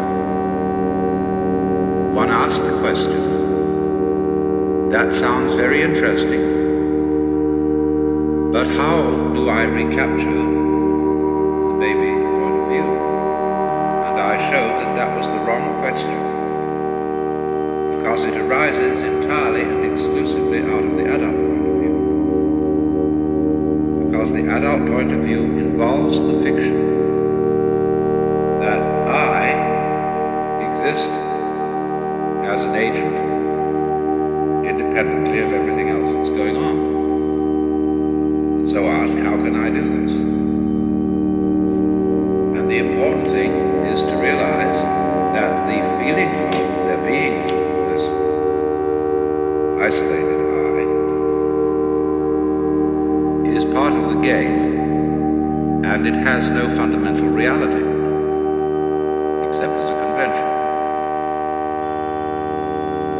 And so long as that isn't clear, we're confused. reiterated the point that when we ask, to whom must it become clear, or to whom is it not clear, that this too was all part of the illusion of the world that the adult presents to the child. So the only way in which the child's vision can come again is in the realization that the I can't do anything about it at all, and can't even do nothing about it. All possibilities of vision for what we call I myself are out. And this, of course, is the same meaning that the Christian or the Islamic mystics would say, that the mystical experience is the gift of God, and there's nothing you can do to get it. That's a clumsy way, really, of saying the same thing. Because so long as you are trying or not trying, you are aggravating the sensation of the separate ego. Now that in itself, you see, as I talk about it, presents a certain difficulty. Or one thinks it's difficult. There would be a second difficulty if we were to go on to say, it isn't only the illusion of the ego, but the whole valuation system that we put on the complexity of vibrations we call awareness of life. All the various valuations that are put on this by the social game are maya, that is to say they are illusory, basically. Because it's only in play, as it were, that we say this is good and this is bad, this is advantageous, this is disadvantageous. And so we would go on to say after this, but I cannot imagine anything more difficult than overcoming that hypnosis. I am so enchanted by this system that the idea of treating it as not really very serious seems to me unthinkable.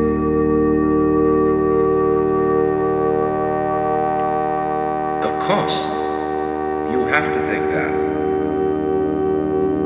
It's like a hypnotist working on somebody and saying, you are not going to remember any of this conversation after you come to. And so he's put the suggestion into you that you forget the whole thing. So in the same way, the suggestion has been put into all of us that these rules that we have learned are sacrosanct. And that they don't say you will not be able to think otherwise. They say they are true. They are the truth. You see? And that is the same function as the hypnotic suggestion put into us ever since we were receptive children.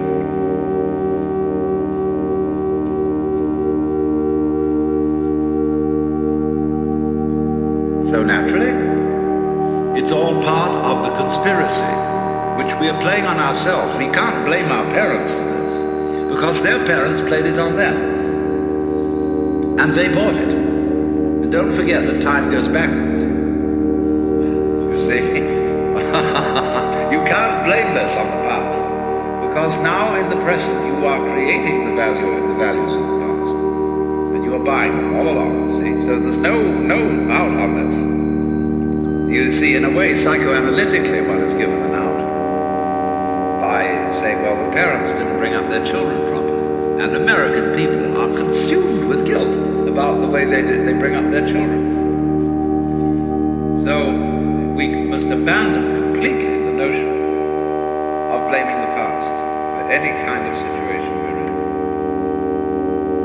And reverse our thinking and see that the past always flows back from the present, that now is the creative point of life. And so you see, it's like the idea of forgiving something. You change the meaning of the past by doing that. It's like also when you watch the flow of music. The melody, as it is expressed, is changed by notes that come later. Just as the meaning of a sentence, especially say take German or Latin, where there's the convention of placing a verb at the end of a sentence, you wait, in other words, till later to find out what the sentence means, according to our way of feeling it. So it is also in our language, if I say I love you, you don't know when I've said I, what I is doing. I could say I hate you. So we don't know until later. So in other words, the word love or the word hate changes the function of the word I. And then I was going to say, I love flowers. No, but I love you. See? And so the word later changes the meaning of those that go before. The present is always changing the past. So, when you get the idea in your mind that the point of view I'm talking about is very difficult indeed to acquire, that idea is one you are putting there to stop yourself seeing the other point of view. And above all, you must not take that seriously. It is simply a method of postponing, seeing the point now.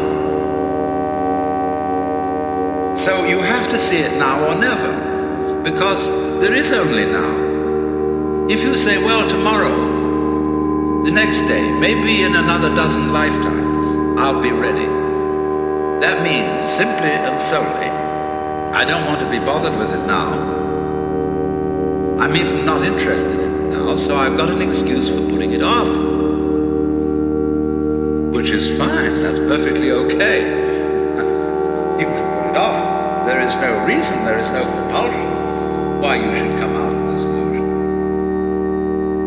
That's why Oriental people do not tend in the same way as Westerners to be missionaries. And saying it's very urgent that you be saved.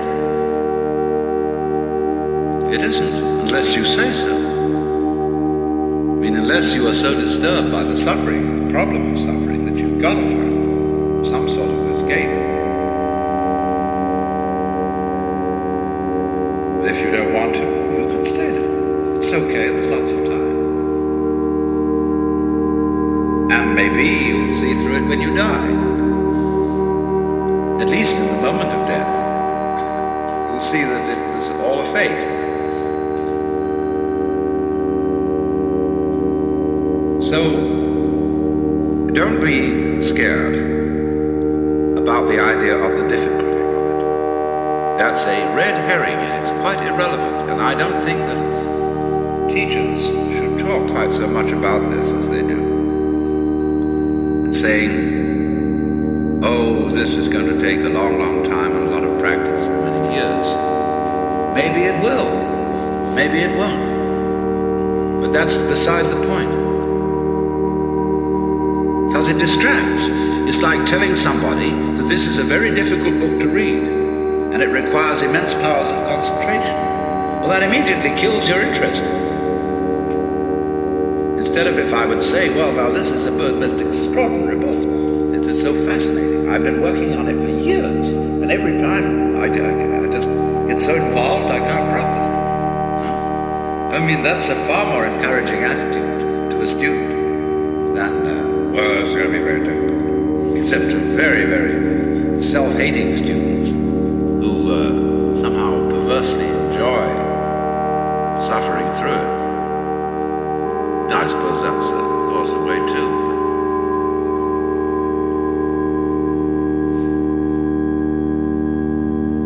All right, now,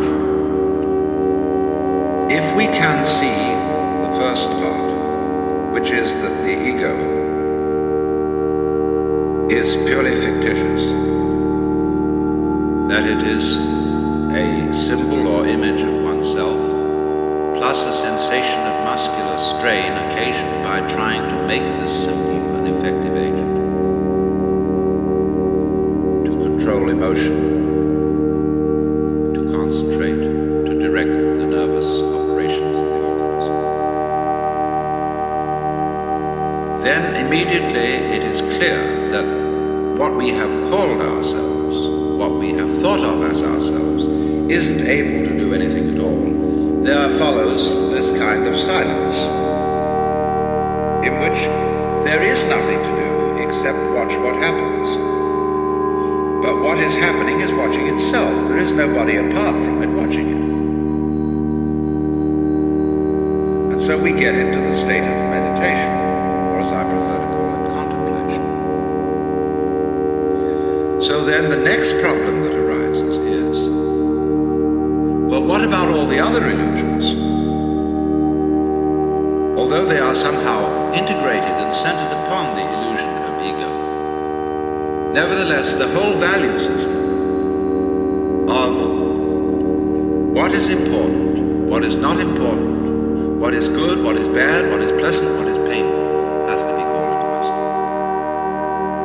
Not in order to destroy the whole value system, but in order to see it for what it is.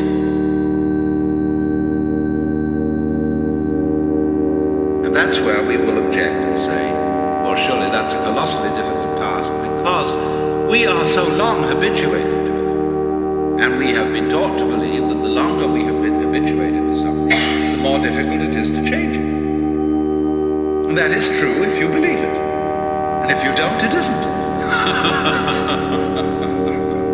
That's why it's always emphasized, at any rate in Zen, that when anything is to be done, it should be done immediately, without thinking it over in advance. Act at once. And you find that characteristic of people trained in Zen. They always act immediately. They don't say, well, when should we do this sort of thing? They just do it. Because that doesn't build up. Gives no time for the building up of all this reflection of, well, I've done this way for a long time, and I really feel kind of draggy about doing it another way. It's like some people eat the same thing every day. The idea of suddenly eating something else seems absolutely weird. I remember when I used to have lunch in London, in the city of London. I used to go to a very rather fancy sandwich bar. And there was a very square young man in a derby hat who ordered exactly the same lunch every day. Fantastic. And so it came that the man who served the bar, the moment he saw him coming into the door, he had it. And he would have had a real qualm if somebody had suggested that instead of having a beef sandwich, he should have a smoked salmon.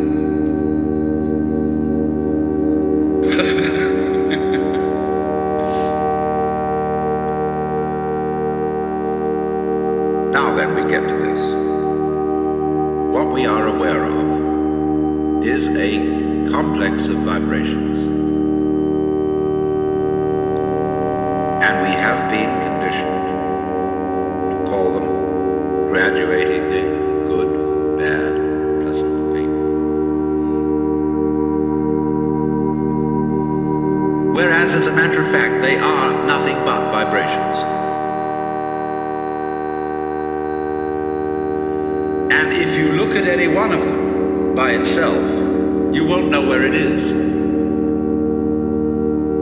That is to say, if you only know red, you can't see that it's red. You can only know that this is red by contrast with yellow and green, blue, violet. So you don't know that a sound is loud unless you know soft sounds. Or you don't know that it's soft unless you know loud. And it is that comparison which gives us the feeling of the spectrum as being varied. Otherwise we wouldn't know. For example, when you watch television, you are actually seeing a single moving point moving over the screen. But it goes so fast that you see it in all these different places, having different values of light. But let us supposing there was someone whose retina was not retentive in this way. He would look at the screen and see the moving point of light and say to human beings, I don't see what you see in this.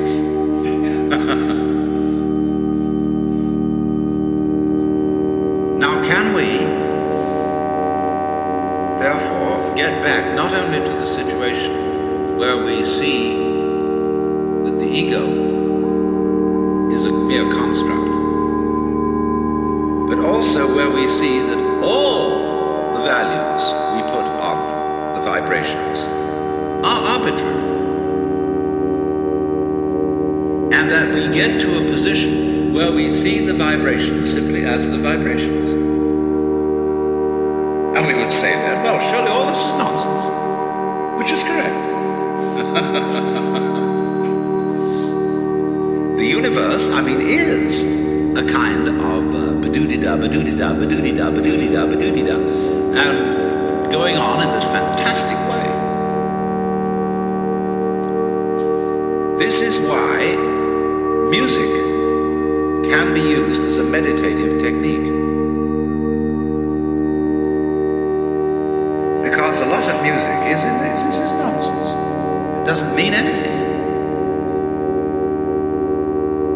But it can be very interesting. So can you get back again to recollecting from childhood your pleasure in events that from your present point of view you would call entirely meaningless? That you could listen to a sound like twanging metal and it goes boing, boing, boing, boing, and that's fascinating. Boing. It's just boing, and that's all it is. See? Now if you can really get with boing, see, you can see the whole universe in boing. Really. Because every vibration that's possible implies all the others. And so likewise with a candle flame, with a reflection, with grain in wood, anything can, from this child point of view, be completely fascinating. Not because it means anything, but just for what it is that it is shaped. So,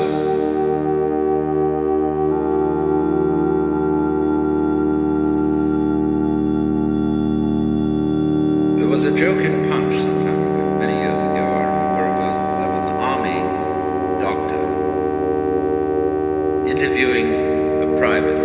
The private says, every time I shake my leg like this, it hurts.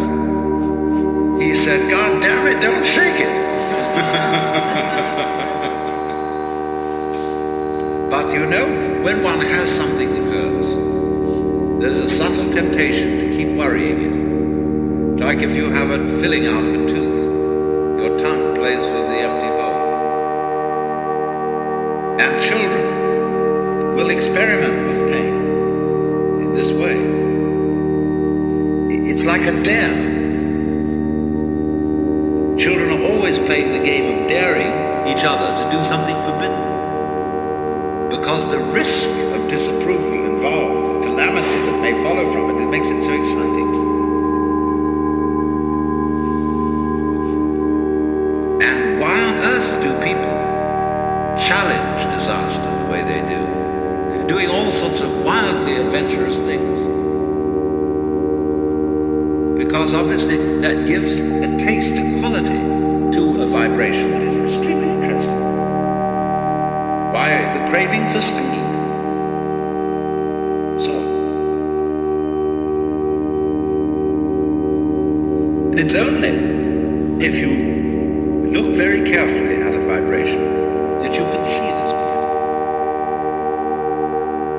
That's why meditative exercises often involve a repetition process.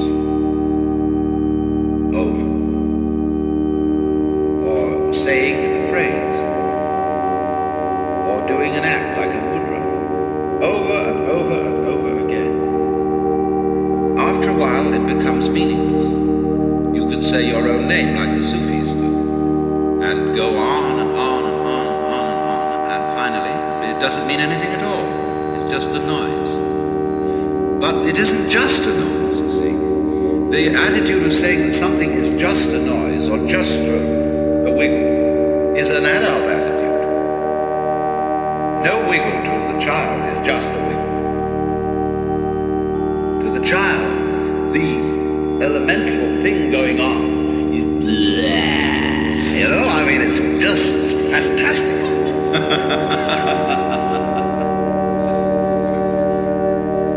Now, do you see why this is what mystics call ineffable? That is to say, you can't really talk about it. When I try to explain what I mean by digging a sound,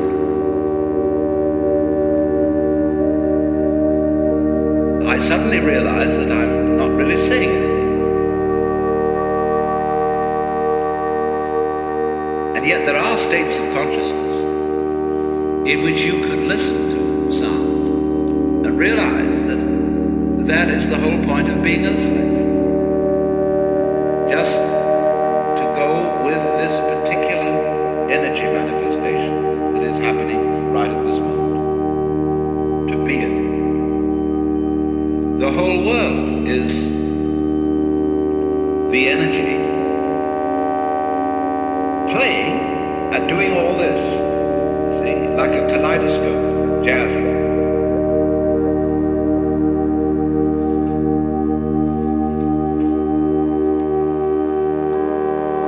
So if you watch that, and watch it that way, you will be accused, of course, by those who are guardians of the game of doing something very dangerous. You're going completely crazy. I mean, the number of theological texts I've read which express in one way or another this horror of everything becoming meaningless. Meaningless life. Tale told by an idiot, full of sound and fury and signifying nothing. Those people, you see, have not dared to look at it. Now there's another way of looking at it, of course. Where in states of acute depression, people see it all as meaningless, but not really meaningless. They see it all as a conspiracy of horror.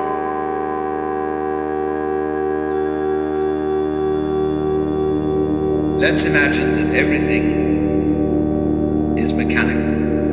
There are no living beings at all. There are a lot of beings that are such good computers that you can't tell the difference between them and what you thought were people. But everything going on is simply clockwork. And there's nobody home, although it puts on a convincing show that there is. So you get the feeling that the entire world is enameled tin, or patent leather, or plastic, and tasteless, hollow, vulgar, like a Wurlitzer jukebox.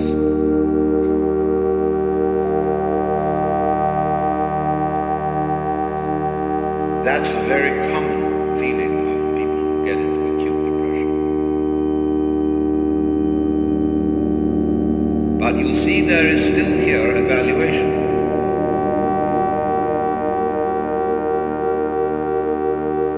You are associating the world with the mechanical as distinct from the organic. And we have a tendency, you see, to put down the mechanical because obviously the plastic flower doesn't have the scent, it doesn't have the soft feeling of a living flower. Although it would perfume plastic flowers. But you know what it'll do, it'll smell vaguely like soap, and it won't smell like a flower. So it'll be plastic smell. Now we know that, you see, and so we contrast it with the organic. In what we're doing now, we are getting to a feel of the world that is neither organic nor mechanical. Simply what it is. We don't know the contrast, just as we don't know the contrast voluntary, involuntary. We don't know the contrast organic, mechanical. Neither. So we get to what the Buddhists call tathata, suchness. Based on the word tat, that, da. Fundamentally da-da. See? Da-da-da-da-da-da-da-da. That's what's going on. Well, now this is what happens, you see, in the meditative state. As you are in that, you see everything is da. Da. And you're not saying anymore, well, that doesn't amount to anything. Because you've learned that when people do take you to the place that does amount to something, eventually it all collapses. The price of being taken to the place seriously, where it really does amount to something, this at last is the real thing. The price you pay for that, you see, is the horrors about its opposite.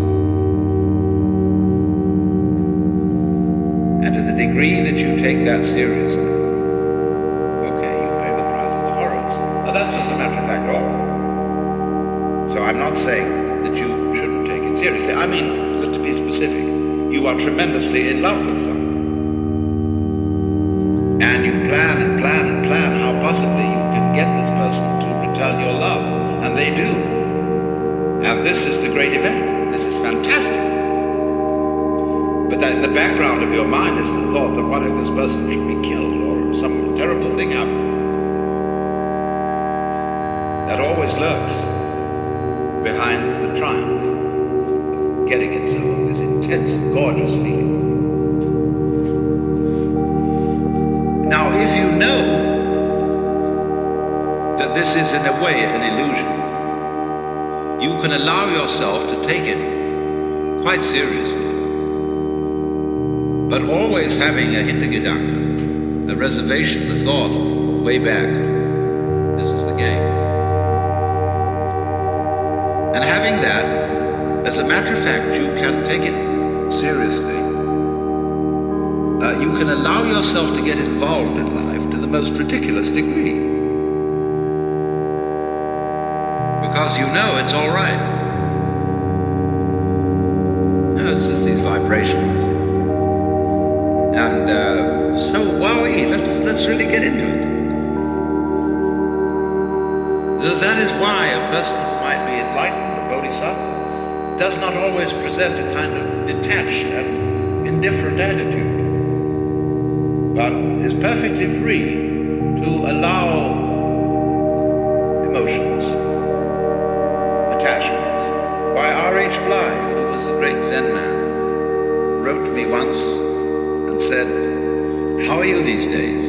As for me, I have abandoned Satori altogether, and I'm trying to become as deeply attached as I can to as many people and things as possible."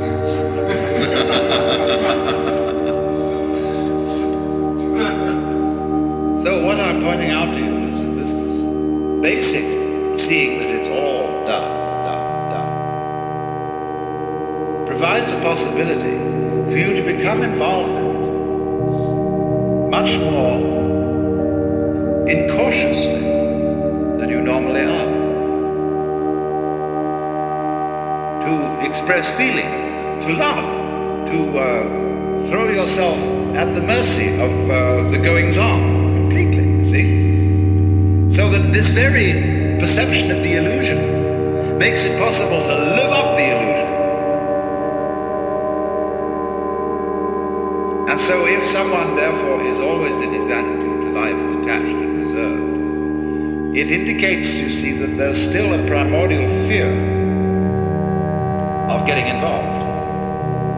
And I must say that, you see, I can't understand that very well. I don't understand when people expect that a so-called enlightened person should not need this, that, and the other. It might be beautiful surroundings, it might be love of the opposite sex, it might be, I don't know what. You shouldn't need that. But in other words, you should scrub everything down to basic. And the end of that is, let's scrub the planet. Let's get all this disease called life off it and have a nice clean rock. I believe in color. I believe in, if you're going to do anything in the way of the illusory dance, let's live it up. Let's really do it. And let's not take ourselves so damn seriously that we have to be scrubbed all the time of any kind of ornamentation or frivolity. Hooray. But you see what all this is dependent on? All this is dependent upon being able to get back to the point where it's done. Now that's what comes in meditation. Now don't misunderstand me if I say practice in meditation. Don't be in a state of expectation, working day after day to improve your meditation. Meditation isn't like that, you just do it. But it is true that as time goes on, and you are in that state of silence, you will see this quality of the world. Now, the most difficult pains and problems to deal with are those that are monotonous. Whereas you can see the possibility of a kind of ecstatic self-abandonment in a catastrophic agony.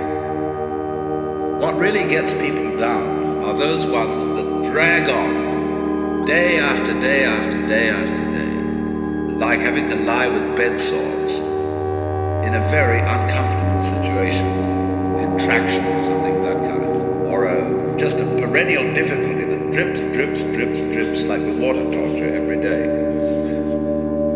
Now this is the kind of situation in which meditation shows its value. That you are increasingly in a state of consciousness where the world is babbling. Every one of us has something, that we say we don't like to do. Washing dishes, doing accounts.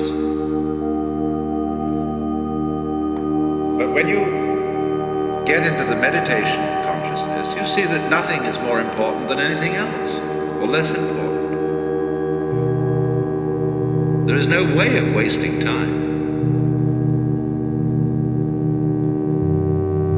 Because what is time for except to be wasted?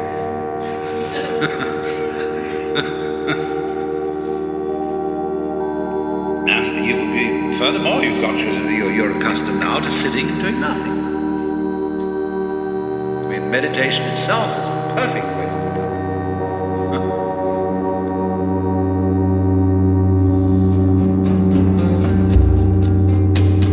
Out of Your Mind now continues with the next lecture from the Inevitable Ecstasy lecture series.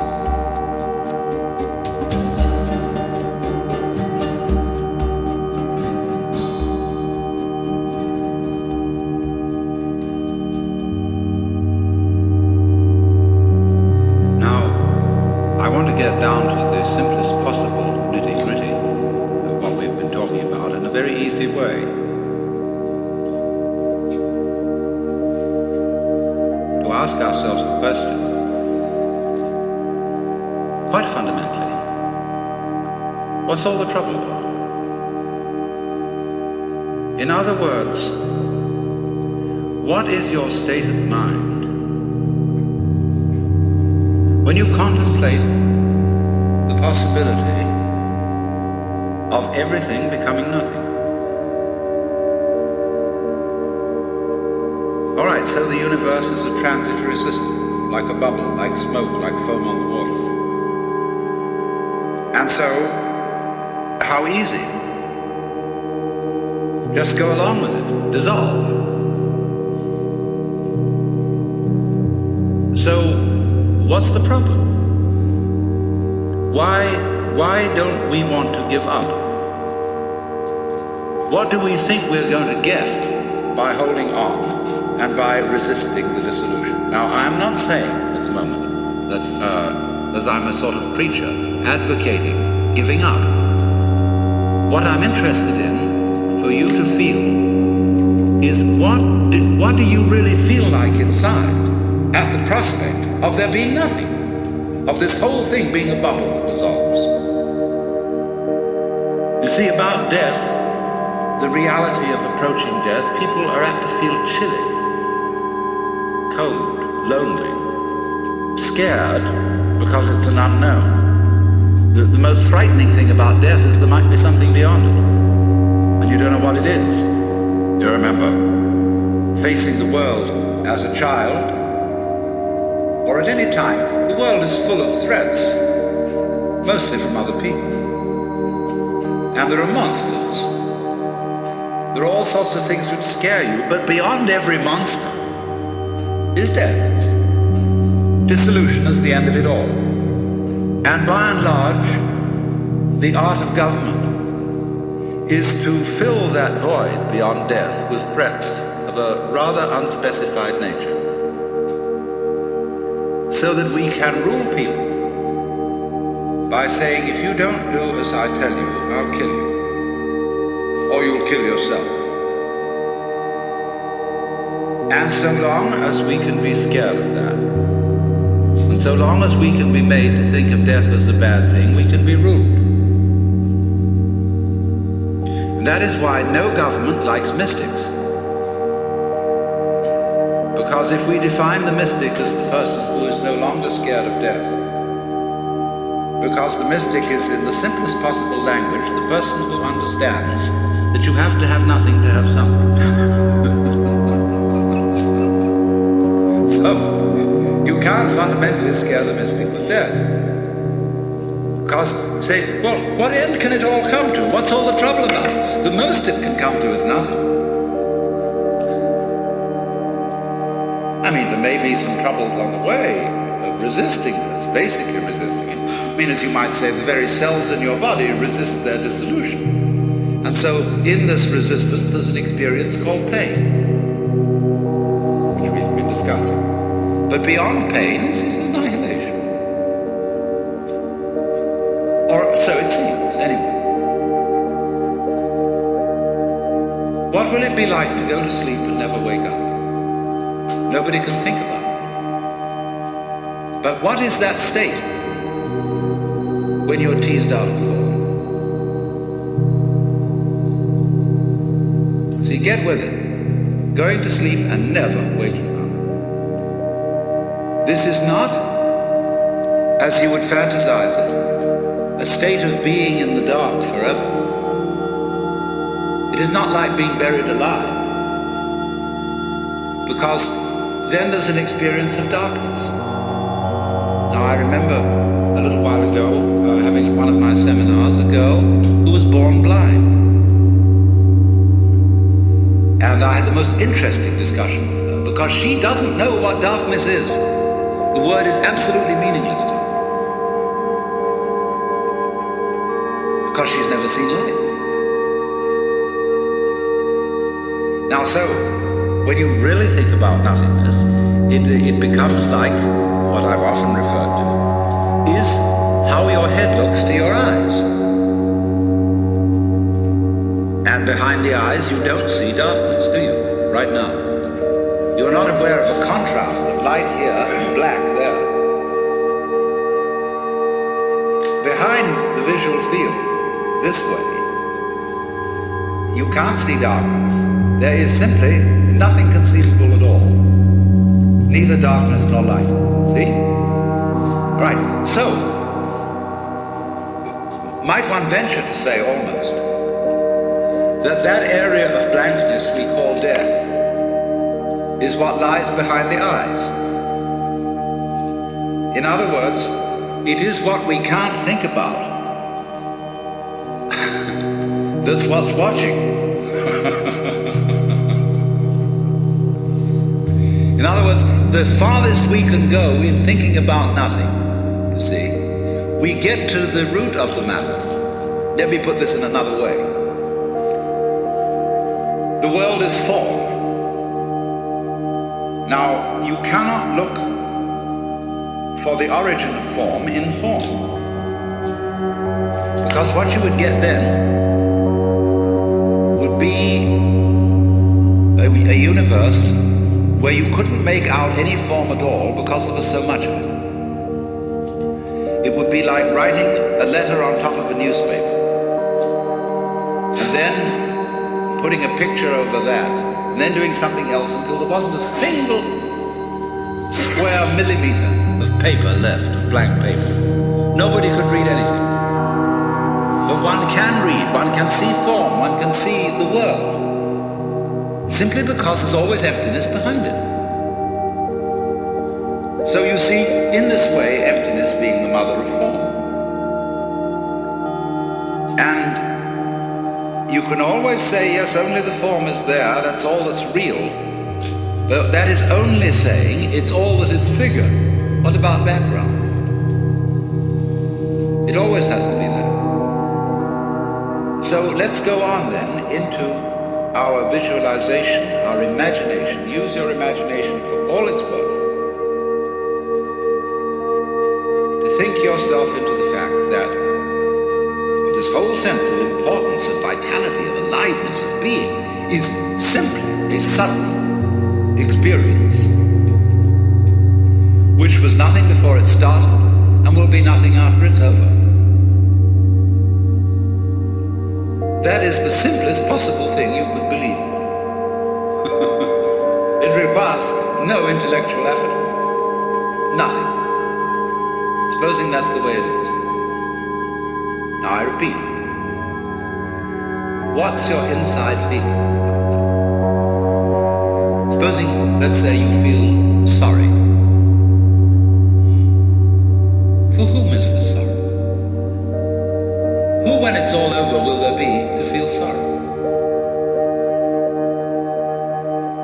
You really say, I regret now that this thing is going to come to an end. But when it's come to an end, nobody will either regret or be happy about it. That will be that. So in a way, you can say, well, this feeling of sorrow that I have that it's going to come to an end is really rather irrelevant, because let me look at the thing from the other direction. Supposing it never would come to an end. In other words, here is this alternation of joy and sorrow. And however happy I am today, I'm always going to feel miserable later on. And then maybe happy again, but then after that miserable. And this is never going to stop. I just can't get rid of the damn thing. Well, that's pretty depressing, isn't it? I mean, when you think it through.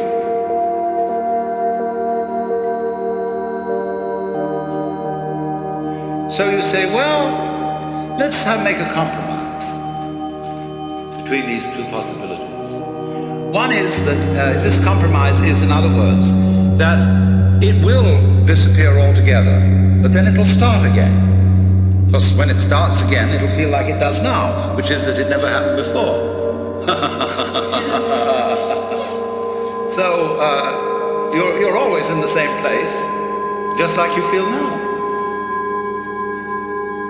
Let's supposing that the Hindus are right, that the universe lasts for 4,320,000 years, and then it vanishes, and then it starts and runs for another 4,320,000 years, and then it vanishes, and it does it again. And it does it, and does it, and does it, and does it, and there is no end to this. But fortunately, because of the forgettery, every 4,320,000 years, it doesn't become a totally insufferable bore. There is this blank space, this trough between the crests of the waves. You see? Now the Hindus thought about that, and they got tired. And they thought about the possibility of moksha, liberation, or nirvana, from the everlasting cycle of appearing and disappearing. But then when they thought that through, the Buddhists, for example, having really said, now we've got the trick, as the Buddha said after his enlightenment, now I found you out, you who build the house. I'm going to take the house apart. The roof beam is brought down. Desire is the builder of the house. See, I found you. Never again shall you build it. And the Buddhists thought that one over. They asked, they're crazy, we found a way out of samsara, the wheel of birth and death. And somebody one day said, but, isn't that rather selfish? You get yourself out, what about all the other people? Don't you have any feeling of compassion? Oh yes, they said, of course. We forgot that, didn't we?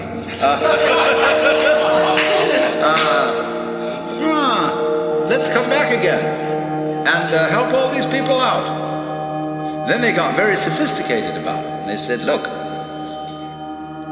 if nirvana is released from birth and death, then they're opposed.